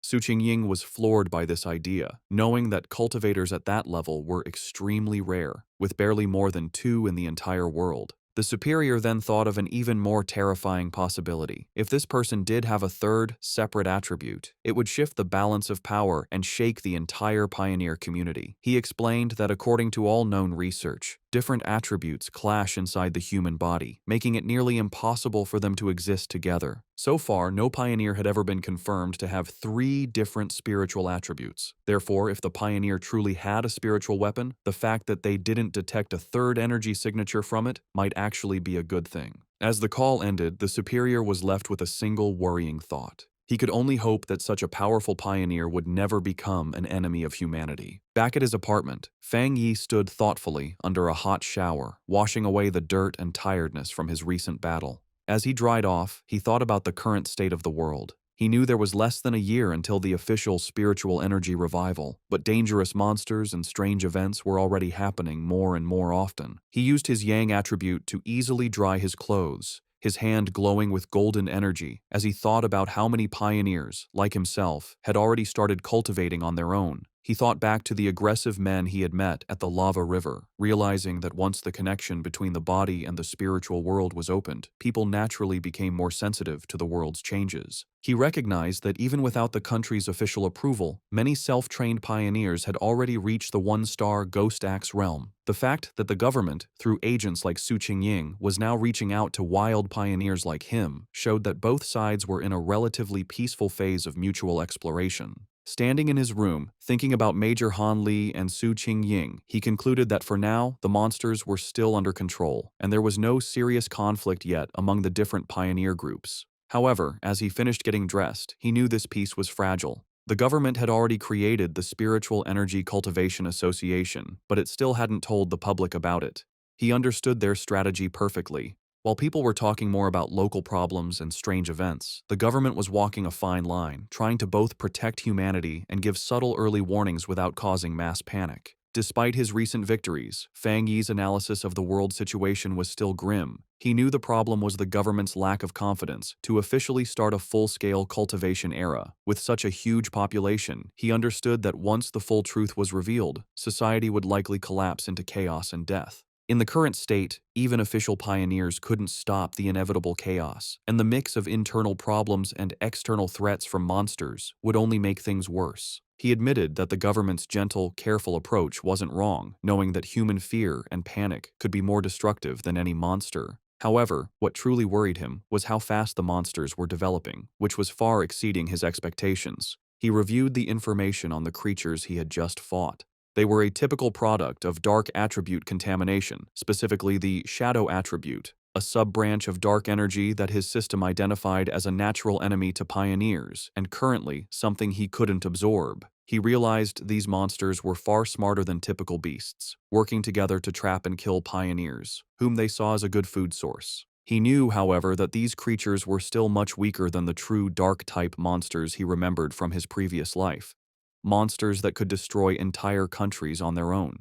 Still, the close call was a serious reminder of the growing danger. He was certain that if he hadn't been there, Su Qingying and her entire squad would have been wiped out. A bit of hope sparked inside him as he thought about the system's wording. The fact that the dark attribute was only temporarily unabsorbable suggested that once certain conditions were met, he might be able to use its power himself. a possibility that could be key to winning in the future. He reviewed his current abilities. He now possessed the golden sun breathing technique of the yang attribute, the divine thunder tempering of the thunder attribute, and the crimson flame blade technique. With these perfectly suited, high-tier techniques and his current strength as a 3-star Ghost Axe Realm pioneer, he knew very few could match him. Yet, as he stood surrounded by his own great power, he knew with absolute certainty that it was still not enough. His thoughts were suddenly interrupted by his phone ringing. He picked it up, surprised to see a call from his auntie. On the other end of the line, his aunt asked about his health before explaining the real reason for her call. She told him that his cousin was coming to study in the city and, worried for her safety, asked if she could stay at his place for a few days instead of a hotel. Feng Yi was taken aback, his memory of his cousin extremely fuzzy. All he could recall was a quiet, straight-A student who was obsessed with her studies. He couldn't even remember what she looked like. Despite this, he agreed, telling his aunt that there was a spare room.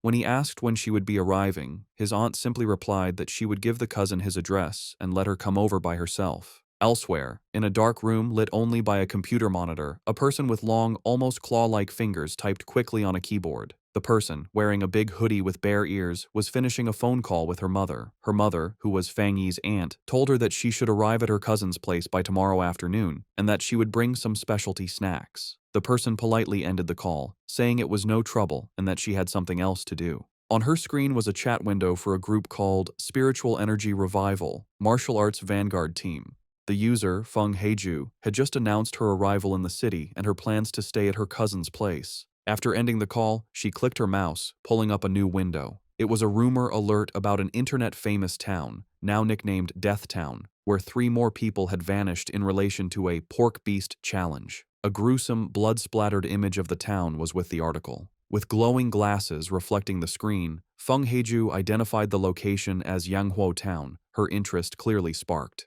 Her browsing was interrupted when her mother entered the room, asking if she had finished packing. Feng Heiju told her mother that she was packed, but that she'd rather stay in a hotel than bother her cousin. Her mother insisted, saying it was much safer than staying alone and that she trusted the cousin completely. Gently pushing her daughter out the door, her mother gave her some final advice. Be sure not to cause trouble and help out around the house when she could. Feng Heiju reassured her mother that she understood. Once the door was closed, Feng Heiju let out a small sigh, preparing herself for the visit. She thought of it as just one more hurdle to overcome. Adjusting her glasses with a flash of determination, she resolved that no matter what her cousin was like, he couldn't possibly be more difficult to handle than a monster. The next day, under a bright blue sky, a young woman with long dark hair and glasses pulled a suitcase toward an apartment building.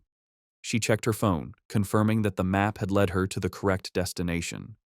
Looking up at the building, she murmured to herself that this must be the place, ready to finally meet the cousin she barely remembered. As Lin Yi stood outside the apartment building, Fang Yi came out, carrying a bag. She called out, asking if he was her cousin. He stopped, surprised, and asked if she was Lin Yi to confirm, though he admitted to himself that he didn't recognize her at all. An awkward silence hung between them for a moment. Later, inside the apartment, they sat on the couch, making polite conversation. Fang Yi asked if she was in the city for a summer camp, which she confirmed. He told her to let him know if she needed anything, and she thanked him. After their brief chat, he gave her the key to her room, which was across from his, before going to his own room. As she watched him leave, she felt relieved, thinking her cousin seemed easy to get along with and wouldn't get in her business. However, Fang Yi was not clueless. From the moment she sat down, he had sensed a faint but strange spiritual aura from her. He wondered if his senses were off, or if she just wasn't good enough to hide her power. He immediately suspected that she was also a pioneer.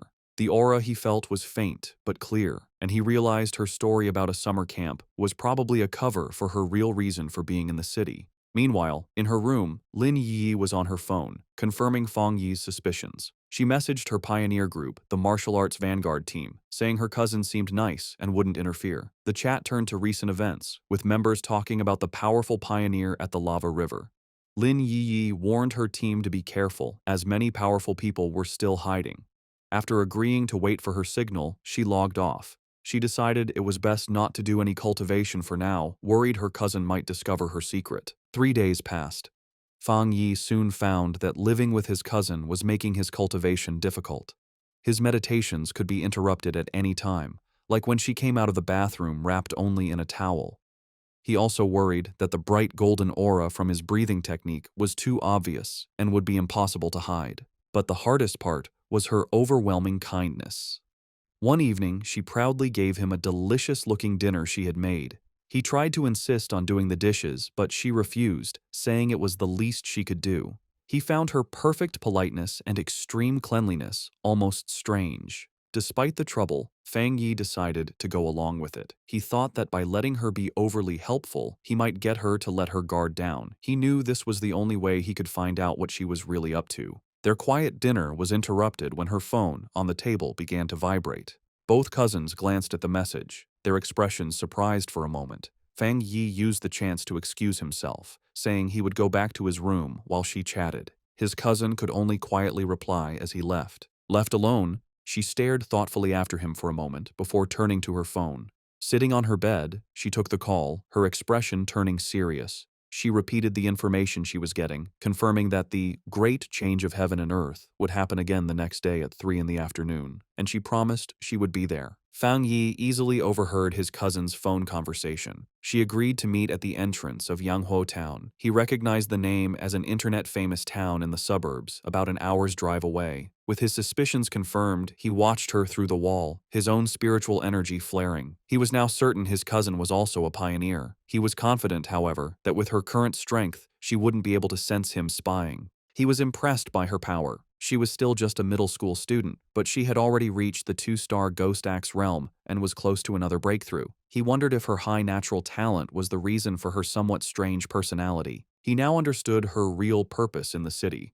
The summer camp was just an excuse. She had learned about the coming great change of heaven and earth, and had come to be at the center of it. He knew that every one of these great changes was a chance to get a new technique to increase his own strength. He wondered what kind of power would appear this time. In the end, it didn't matter. With a determined look, he decided that whatever power appeared, he would take it for himself. In her room, his cousin suddenly paused, feeling a strange sensation. She looked around, wondering if it was just her imagination or if someone had been watching her. Seeing nothing but the moonlit mountains outside, she dismissed the feeling and continued her preparations. The next day, the town of Yanghuo was buzzing with activity, with its mountains in the background. At the town's entrance, Lin Yiyi met a friend from her pioneer group. The friend playfully teased Yiyi about her cousin, asking if he was handsome. Yiyi replied that he was a good person, but just an ordinary-looking guy. Her friend sighed in disappointment. Just then, another woman from their group arrived, a redhead in a purple dress. She reminded the first friend that Yiyi herself had always said she was just an ordinary person.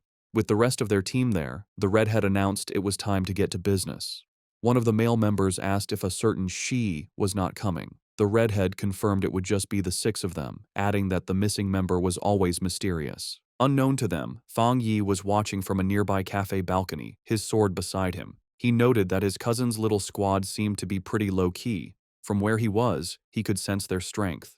The weakest was at the 2-star Ghost Axe level, and the man who had spoken was even a 3-star. He also overheard them say their team was usually stronger, with one powerful member often absent. As he sat watching, his attention was drawn to the mountains overlooking the town. His eyes narrowed with anticipation, sensing this was where the real event was about to happen. High in the mountains, the great change of heaven and earth finally happened. A giant green vine came down from the clouds, looking like the beanstalk from the fairy tale. This strange event would appear randomly and wasn't destructive, but for pioneers, it was an important key to understanding the changes in their world. Deep in the misty mountains, Lin Yi and her squad finally saw the incredible sight. The red-haired leader looked up in awe, confirming this was what they were looking for. The group stood in disbelief before the massive, pulsing vine. However, the awe quickly turned to fear. The group's adventurous friend suddenly grew pale and urged the others to stop, saying they shouldn't go any further. She was trembling with dread. She explained that seeing the vine in person gave her a terrible feeling. The leader then asked if they had seen the rumors on their internal pioneer forums. The friend's fear came from a dark story. She said she knew some of the pioneers from a team that had tried to touch the vine the last time it appeared. They were powerful, much stronger than she was, yet they all met a horrible end. She explained that after they came here, they were all buried, their skeletons now twisted within the roots of a dark version of the vine. Overcome with terror, she clutched her head in panic. She confessed she had a feeling they would all suffer the same fate. As she spoke, the reality around the group changed, and they were no longer on a mountain path. Instead, they were trapped inside a terrifying, pulsating, fleshy red cavern, the ground itself a gross mass of organic tendrils. The vision of their death was just a scary premonition. Back on the misty mountain path, the squad's adventurous friend, scammed in an online romance, was still shaken by the feeling of dread. She admitted that while she was originally ready to take the pioneer's risk, to either come back rich or die, the moment she saw the vine, she felt an overwhelming fear. Her gut told her this was a new, unknown, and powerful high-level monster, a mutation she couldn't handle. Tears filled her eyes as she said she wasn't ready to die here and wanted to back out. The red-haired leader and Lin Yi looked at their upset teammate with understanding. They confirmed they had all felt the same heavy feeling from the vine. Lin Yi explained it further, describing it as a feeling of complete emptiness within the wood-type vine. It was a strange feeling, as if all life had been swallowed by time, leaving only an empty shell. This, she explained, was why they all felt so scared. The group came to a scary conclusion. The vine was trying to eat their life force. Just as the fearful friend was about to panic, Lin Yi grabbed her hand, her face showing fierce determination. She declared that this was the path of the martial pioneer, a path that required them to face such dangers directly. Unseen by the group, Fang Yi watched from a nearby cliff. He, too, could sense the heavy, suffocating death energy coming from the giant vine. He noted that out of all the world monsters he had faced, besides the pure dark attribute, this vine gave him the worst feeling. He had to admit, the small squad had serious guts to even think about cultivating in such a dangerous place. He analyzed the monster more closely. While it was clearly a plant, a symbol of life, it felt completely lifeless. It wasn't really alive, but a dead thing pretending to be living, with no spiritual energy of its own. He could see it was stained with the blood and bodies of its past victims. Back with the squad, Lin Yi took charge. She stood on a cliff edge, speaking to her team with new purpose. She told them they didn't have much time to waste. Knowing the danger, she suggested a new plan. They would carefully sense the energy around the area, checking out the monster without getting too close. Confident in her plan, Lin Yi believed that by sensing the monster's energy from a distance, her team would be safe enough. She found a spot high in a tree and began to meditate, surrounding herself in a protective bubble of blue spiritual energy. From a clifftop far away, Fang Yi watched them. He was impressed by their caution, noting they had chosen a distance that was both safe and good for cultivating. He gave credit to his top student cousin for correctly figuring out the best range, a position that was neither too reckless nor too timid. As Yi's cultivation grew stronger, the spiritual energy around her began to surge. Fang Yi watched in surprise, realizing she was about to have a breakthrough to the 3-star Ghost Axe realm. He was genuinely impressed. His cousin was truly talented. In a bright flash of blue light, she successfully broke through. Her teammates watched in awe, amazed that she had already reached such a high level of power. However, the huge energy disturbance from her breakthrough did not go unnoticed. Deep in the forest, the sleeping roots of the giant vine began to twist and glow with a scary green light. The pioneers felt the ground shake, and one of the men looked back in alarm. The whole group panicked as the monstrous vine began moving directly toward them, its tendrils bursting from the earth. The team's leader was shocked that the creature could have possibly sensed them from so far away. The vine's attack was fast and brutal. Vicious green tendrils shot up from the ground, trapping 2 of the male pioneers. The rest of the squad scattered in fear as their friend screamed for them to run, warning that if they didn't escape now, they would all die there. The team's leader quickly realized what caused the disaster. Yi's breakthrough had created too much of a disturbance, getting the monster's attention. As she shouted a warning, dark green tendrils began to wrap around Yi's protective bubble, which was still shielding her while she was weak after her breakthrough. The leader knew they couldn't get caught. Once the vine wrapped around them, its deathly aura would eat them instantly. Under the immense pressure, Yi's energy shield began to crack. Chaos broke out as the red-haired leader tried to pull her panicked friend to safety. The friend screamed that they couldn't leave Yi behind, but the leader replied desperately, asking what she was supposed to do. She furiously asked if she should use her own precious spiritual energy to protect Yi, basically dying so her teammate could level up. As chaos erupted around them, the red-haired leader tried to calm one of her male teammates, who was arguing that they should leave Lin Yi to save themselves. He coldly said that life and death were up to fate, and if they didn't leave right away, they would all die with her. He reminded her that they were all just people who had met by chance, and that she was being too emotional. This cold, practical view, however, only made the leader angrier. She shoved him aside, shouting that she would not leave her teammate, even if it meant going against the rest of them. From his clifftop spot, Fang Yi watched the scene. He knew his cousin, still just a student, was probably unaware of how much danger she was in as she remained weak in her meditative state. The vine's power was overwhelming, and he wasn't sure if even he could save her with his current strength. But he knew he had to act fast, as the tendrils were already starting to crush her protective barrier.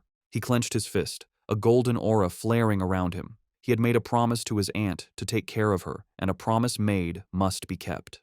The red-haired leader jumped into action, leaping through the grabbing vines to reach Yi Yi. She landed a powerful kick against one of the tendrils, breaking it with the force of the hit. But her victory didn't last long. Dozens more vines shot out, wrapping around her and trapping her completely. Just as the vines were about to crush her, Yi Yi's protective shield finally broke. But before the monstrous plant could grab its new victims, Fang Yi stepped in. Leaping through the air, he sent out 2 arcs of bright golden energy from his sword. The rest of Yi Yi's squad could only watch in horror, screaming her name as they saw her shield break. A massive, fiery, phoenix-shaped blast of energy shot down from the sky, hitting the mass of vines with explosive force. Fang Yi landed gracefully in the now cleared area, a small pillar of golden flame rising from the ground where he stood, having saved both his cousin and her brave leader just in time. As Fang Yi floated in a bright aura of golden light, just his presence was enough to overwhelm the deathly vine. The surviving members of the pioneer squad watched in stunned silence as the monstrous plant, which had just been moments from killing them all, stopped its attack and began to pull back from the overwhelming yang energy. The tendrils pulled back from the intense light, hissing and dissolving as they retreated. As Fang Yi came down, surrounded in a radiant glow, the pioneers could only cover their eyes from the blinding light, barely able to understand what was happening. The practical male pioneer who had suggested leaving Yi Yi was completely shocked, questioning if this newcomer was another pioneer. The red-haired leader, just as stunned, recognized the power for what it was, the purest form of the yang attribute. She knew that only a high-tier power of this level could possibly push back such a powerful, life-draining monster.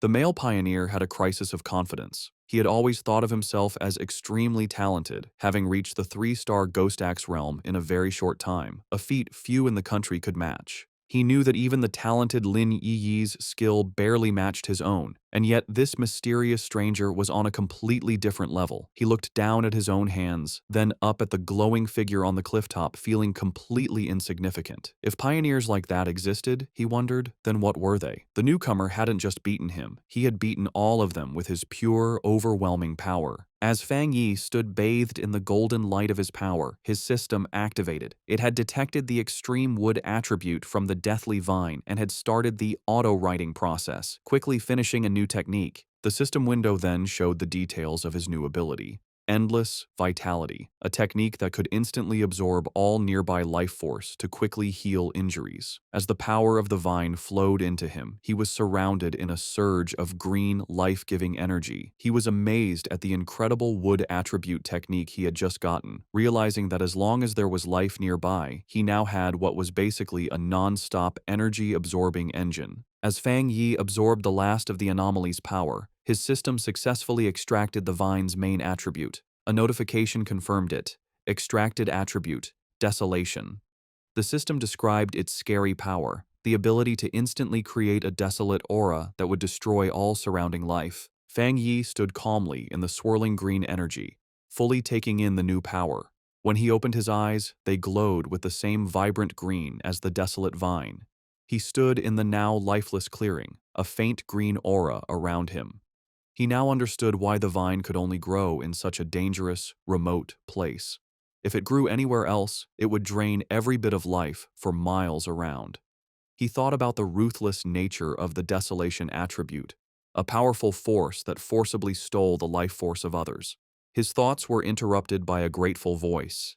The red-haired leader of the pioneer group approached, her clothes torn and her body bruised, but she was alive. She thanked him greatly, saying that without him, they would all be dead. She then asked how they could possibly repay him for saving their lives. Fang Yi simply waved her off, coolly telling her there was no need and that they would meet again someday. He then turned and walked away. In his mind, however, he didn't feel like a hero.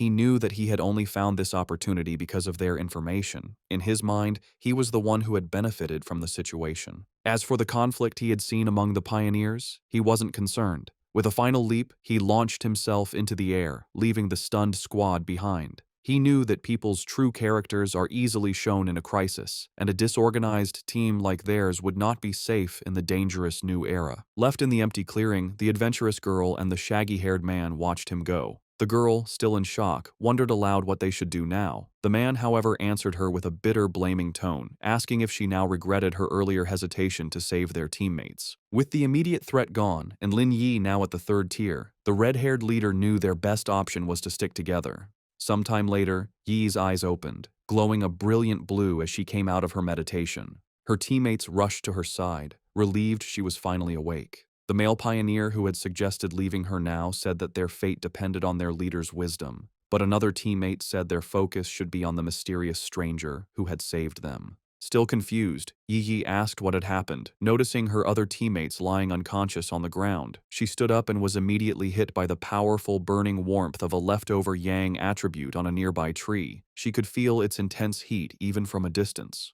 The shaggy-haired man then stepped forward, offering to explain what had happened while she was unconscious. Later that day, back in front of her cousin's apartment, Yi was still trying to understand the incredible events. She couldn't believe that someone so powerful actually existed. Her teammates' words echoed in her mind. He had called the mysterious pioneer a monster. He had described how the vines they couldn't even scratch had been easily pushed back by his power, and how the massive beanstalk had retreated far into the sky, no longer daring to come near them. Such was the overwhelming presence of the man who had saved them. She knew that even though he was long gone, the vine was still calm, a sign of his lingering power. She opened the door to the apartment and was surprised to find Fang Yi there to greet her. He looked at her with concern, noticing that she looked a little pale. Yi quickly pulled herself together, forcing a smile as she brushed off his concern, blaming her tiredness on a long day of studying. Fang Yi accepted her excuse, telling her she had worked hard and should go rest. He offered to order takeout for dinner, and she agreed before heading to her room. Once inside, she collapsed onto her bed, completely exhausted. She knew that breakthroughs were mentally draining, requiring a lot of concentration. She felt more tired than if she had stayed up for a month straight. Lying on her bed and scrolling through her phone, she felt a sense of relief. She was no longer an ordinary person. She wouldn't die from a few all-nighters. She accepted that this constant, life-threatening struggle was the fate of a pioneer in a world where things had begun to change. She thought of her cousin's seemingly normal, peaceful life and knew that such a life was no longer possible for her. Her quiet thoughts were interrupted by a new message in her Pioneer group chat. It was from a user named Jiaolan, the mysterious, powerful member who was usually absent. Jiaolan had sent a simple, direct message. "If there are any more traces of that strong man, please inform me." This was the first time Jiaolan had ever spoken in the group, and it immediately got Yi's attention. She replied, agreeing to the request, before asking her own question to the group. She asked if they thought the man who had saved them could be the same one from the Dark River Lava Dragon incident, and if so, why he would have helped them. The group chat immediately lit up with a post about the mysterious high-tier Yang attribute master. The post described his sun-splitting slash in great detail, telling how the witness had been forced out of the cave by a blast of white-hot light. The author of the post declared with total certainty that no other pioneer in the Xia country could match his power, and warned everyone to stay away if they ever met him. Meanwhile, Fang Yi was heading out for the evening on his bicycle. He was confident that after the day's events, his cousin would have let her guard down around him, letting him come and go without making her suspicious. With his new freedom, he had a new mission in mind. It was time to find a suitable carrier for his new desolation attribute. He knew that this power was most compatible with plants, and he pedaled off into the night to begin his search. As he rode through the night, Fang Yi thought about the best way to use his newly acquired desolation attribute. He knew that despite its power, it was still a bad attribute at its core, based on destruction and decay. He worried that putting it on his own body could lead to bad reactions. Furthermore, he was concerned that its evil nature might conflict with the good, purifying power of his thunder attribute. He decided that the best solution would be to find a carrier for the attribute, something like the strange vine itself. He guessed that the original vine monster had been born when a regular plant sensed the return of rich spiritual energy and chose to evolve, creating the desolation attribute as a way to gather more power. With this in mind, a plan began to form in his mind. With a confident smirk, he knew exactly where he needed to go. He followed a moonlit road, guided by a sign pointing toward the forest park. He arrived at the large urban park and left his bike, going into the woods. Under the bright full moon, he walked through a field of vibrant, glowing flowers. He knew he needed to find the perfect lucky one, a plant that could create the greatest connection with his own spiritual energy and show a sense of closeness to him. Closing his eyes, he focused, reaching out with his own spiritual energy. A vibrant green aura flowed from him, spreading throughout the forest and covering the plants. He could feel a response from the plants, a wave of their own spiritual energy rising up to meet his. He noted that while their response was a lot, it still wasn't strong enough for what he needed. As Fang Yi continued to send out his spiritual energy, he realized he needed a much stronger response from the plants around him. Suddenly, he stopped, his attention drawn to a specific spot in the forest. There, in the tall grass, a single white flower with a glowing center gently swayed, as if calling to him. He wondered if this was the one he had been searching for. He approached it carefully and reached out his finger. As his fingertip touched it, the flower's petals closed around it, and he could feel it absorbing the spiritual energy he was giving off. The flower then bloomed again, seemingly happy, as if it had just had a good meal. Fang Yi knelt beside the flower, a small smile on his face. He noted its strong spirituality. Though it was just a plant, it had reacted to his touch like a greedy puppy, eagerly eating his spiritual energy and then rubbing against his fingers for more. He knew he had found his carrier.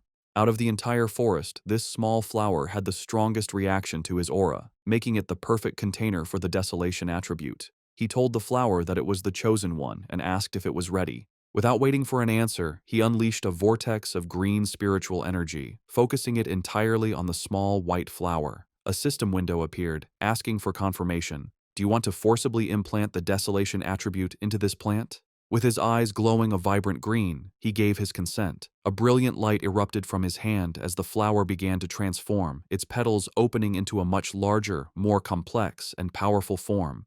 The implantation process was finished in a bright flash of green light.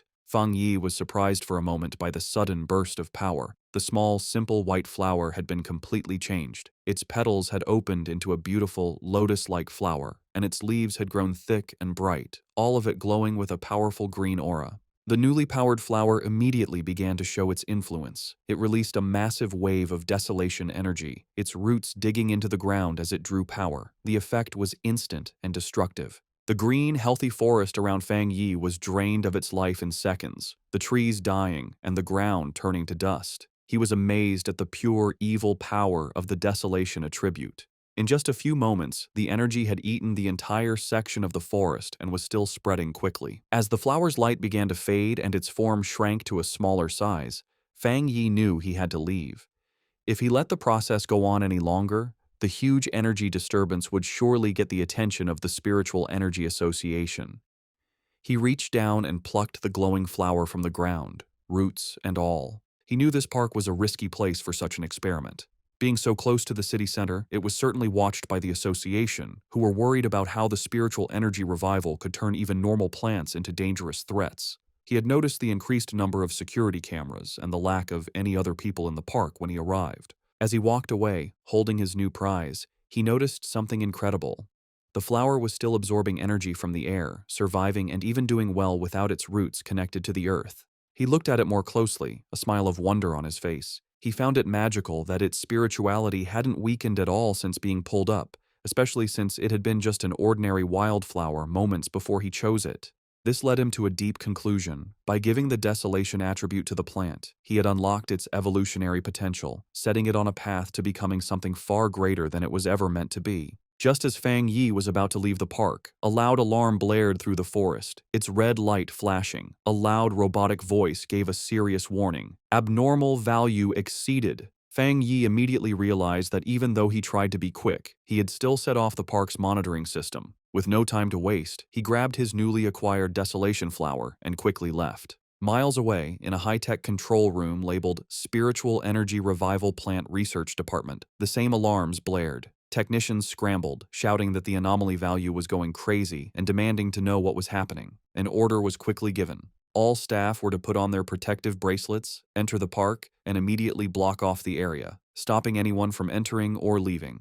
A team in full protective gear entered the now lifeless section of the forest. One member checked the reading on his wrist device, which showed a dangerously high value of 30. He noted that this was terrifyingly high. For comparison, the incident at Qingcheng University had only ranged between 8 and 10, and even the powerful Dark River lava dragon had peaked at 25. Another team member added that the park's original spiritual energy level had never even gone above 10. As one of the researchers took a soil sample, another reported his strange findings. The air humidity, surface temperature, and sunlight were all completely normal. Yet, all the plants in the area looked as if they had been drained of their life in a matter of seconds. The team leader decided they needed to get closer to the center to figure out what kind of spiritual attribute could have caused such an event. However, as one of the members stepped forward, another researcher with glasses, who seemed to be a senior member, shouted at him to stop and not get any closer. He warned them with serious authority not to touch anything, identifying the leftover energy as the desolation attribute. He then asked if any of them knew about the vine that had recently come down from the sky. The younger researchers were stunned into silence. One of them finally found his voice, realizing with growing horror that the senior researcher was talking about the infamous devil-like vine that had already been classified as an A-level mutation. The senior researcher confirmed their fears. Standing before a ghostly image of the vine with the souls of its victims trapped at its base, he explained the source of its terrifying power. The reason it was so deadly, the reason it had killed so many pioneers, was its natural desolation attribute. A powerful parasitic ability that drained the life force from all surrounding creatures, making everything it touched its own. The young researcher, who had been about to step into the dead area, clutched his chest, sweating and gasping in terror. He thanked his superior, realizing that he had just been saved from certain death. The senior researcher explained that the area around any plant that had awakened the desolation attribute was a dead zone, where anyone who entered would have their life force eaten. He remembered seeing data on another such plant in the Xia country, a rotting ancient tree in a forbidden zone in Wan City that instantly destroyed any life that came near it. He looked around at the lifeless clearing with serious concern, noting that the mutation of plants in this new era could not be ignored. From what they knew, the desolation attribute was the strongest a plant could awaken, and now, in addition to the ancient tree and the celestial vine, a third had been born. His lecture was interrupted by a hand clapping him on the shoulder. The research team turned in surprise to see the stern face of Major Han Li, who had arrived with his own group of soldiers. The major had already been told about the situation. He ordered all the researchers on site to change into the advanced protective suits his men had brought, and to follow him into the contaminated area. With Major Han Li leading the way, the newly equipped team, now joined by Su Qingying, stepped firmly into the dead zone. As they moved forward with their scanners, they made a series of confusing discoveries.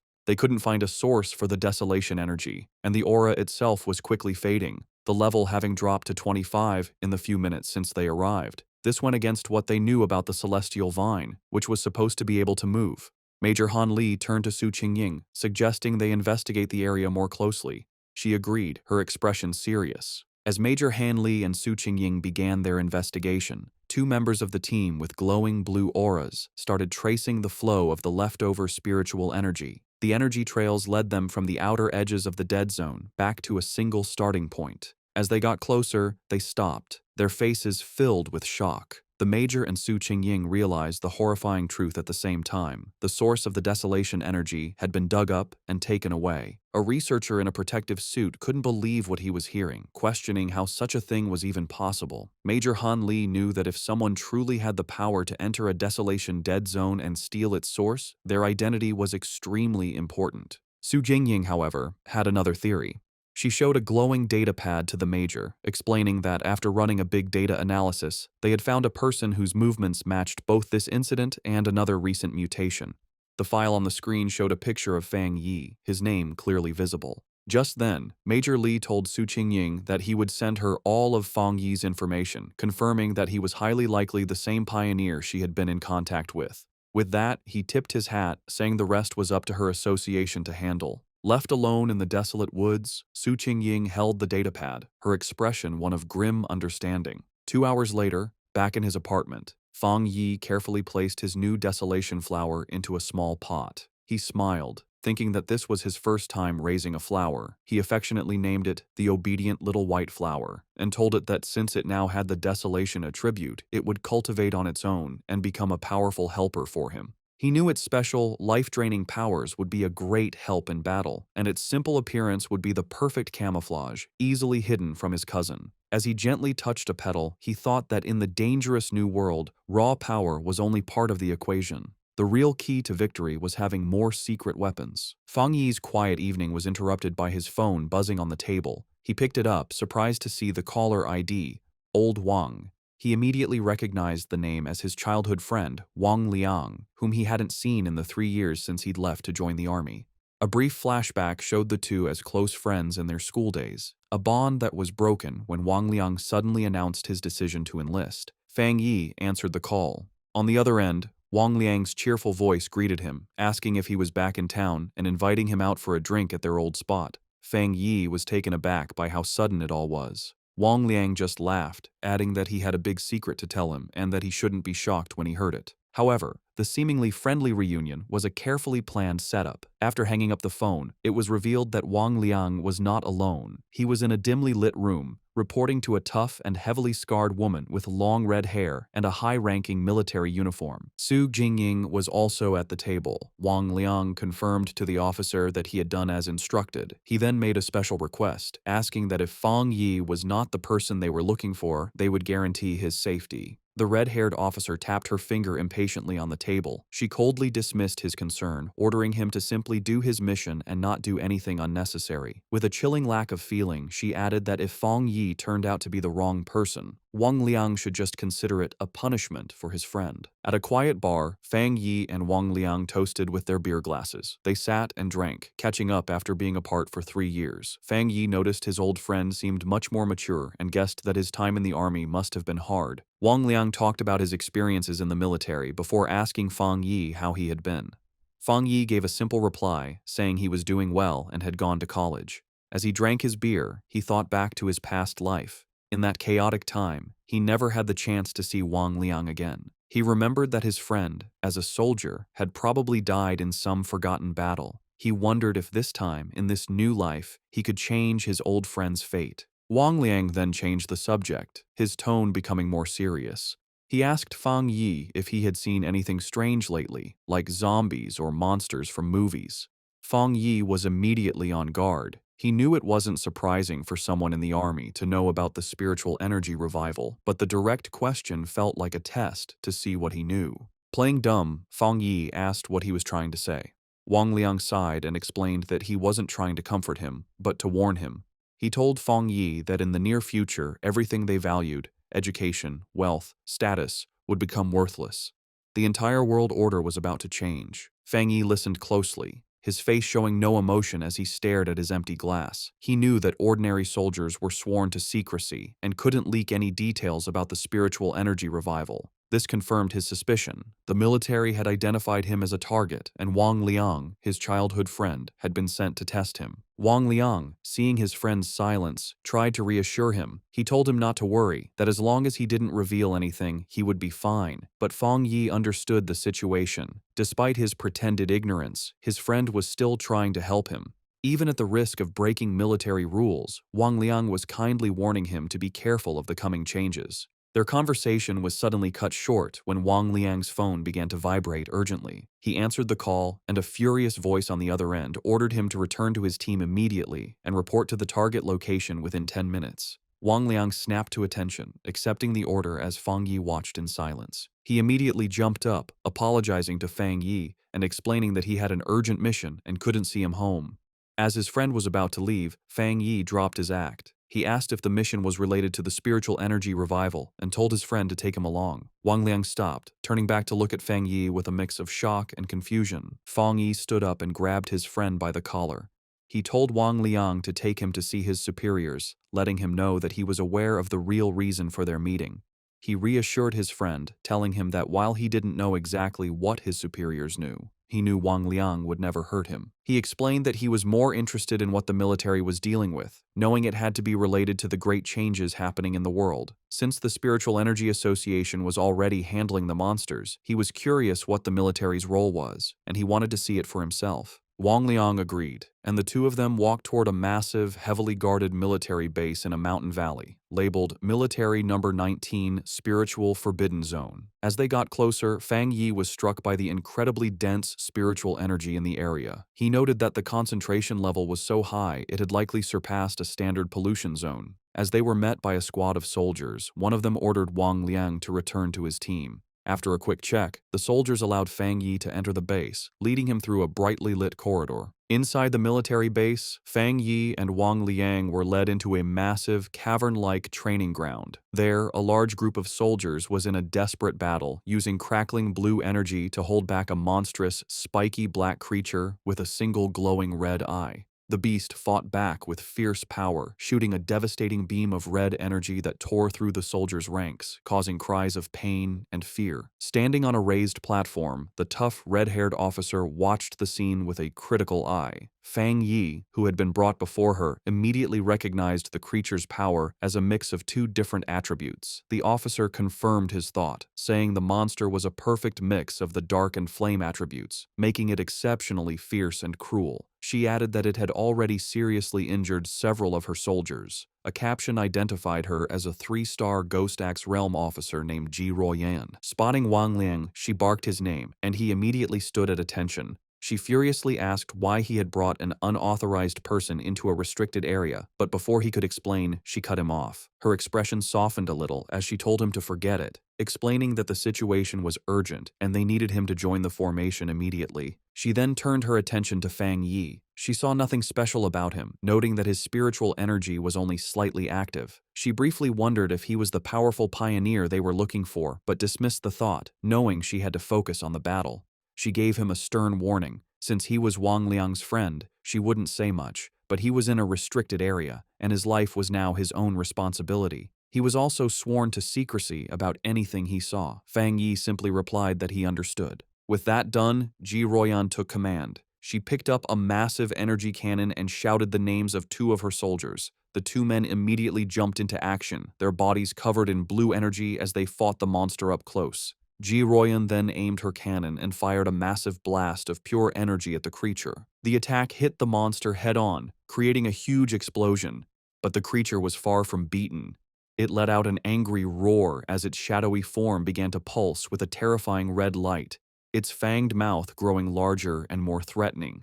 It was clear that the attack had only made it angrier, causing its mutation to get worse. The enraged monster lashed out with its massive claws, and one soldier shouted a warning to his comrade. The other soldier managed to block the attack, but the force of the blow sent him flying backward. Ji Royan immediately took charge, ordering her team not to be careless and to keep their distance.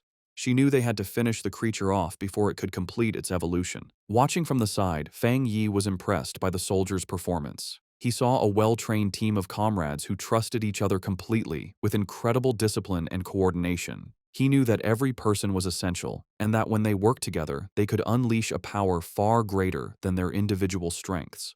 This thought, however, was immediately broken when he realized the monster's power was increasing at a scary rate. He shouted at them to run, warning them that they were no match for the creature in its current state. But his warning was lost in the chaos. The monster shot out a massive blast of dark purple energy, sending the soldiers flying. Ji Royan refused to back down. She ordered her team to raise their alert level and upgrade the restricted area's mutation level. With a furious roar, she commanded that no one was to retreat. It was too late. The monster's transformation was complete. It now stood as a huge, demonic beast, covered in black and red flames, its eyes glowing with pure evil. One of the soldiers shouted a terrified warning. The evil dog had fully mixed with the dark attribute and completed its mutation. The creature's single eye, now a burning red orb, focused on a new target. It fixed its gaze on Wang Liang, who could only stare back, frozen in terror. As the monster prepared to strike, Ji Royan and Fang Yi both reacted in horror, realizing with a jolt that Wang Liang was in mortal danger. Just as the monster completed its evolution, lunging forward in a blast of power, a soldier was violently thrown backward by a surge of energy. Ji Royan immediately shouted for her team's attention, announcing that the C-level evil dog had fully mutated and was now reclassified as a B-level threat, requiring an immediate change in their battle plan. The soldier who had been thrown to the ground coughed up a spray of blood. Fang Yi rushed to his side, catching him and asking if he was all right. The injured soldier explained that he had been trying to send spiritual energy to the monster's restraining collar, but the creature's evolution had caused the device to violently explode. Despite coughing up a black, thick liquid, the soldier tried to be brave, telling Fang Yi not to worry about the officers of Restricted Area 19. Fang Yi could only look on with a grim, angry expression. Realizing her normal weapons were now useless, Ji Royan dropped her heavy energy cannon to the ground. She stood before her remaining troops, her determination unshaken. She gave a final, desperate order. No matter what they had to do, even if it cost them their very lives, they could not let this B-level mutation escape the restricted zone. But just as she and her team were about to make their last stand, Fang Yi stepped directly in front of her, blocking her path. Ji Royan demanded to know what he thought he was doing, but he ignored her. His eyes and hand began to glow with a brilliant blue light as arcs of raw lightning crackled around him, a clear sign that he was about to join the battle himself.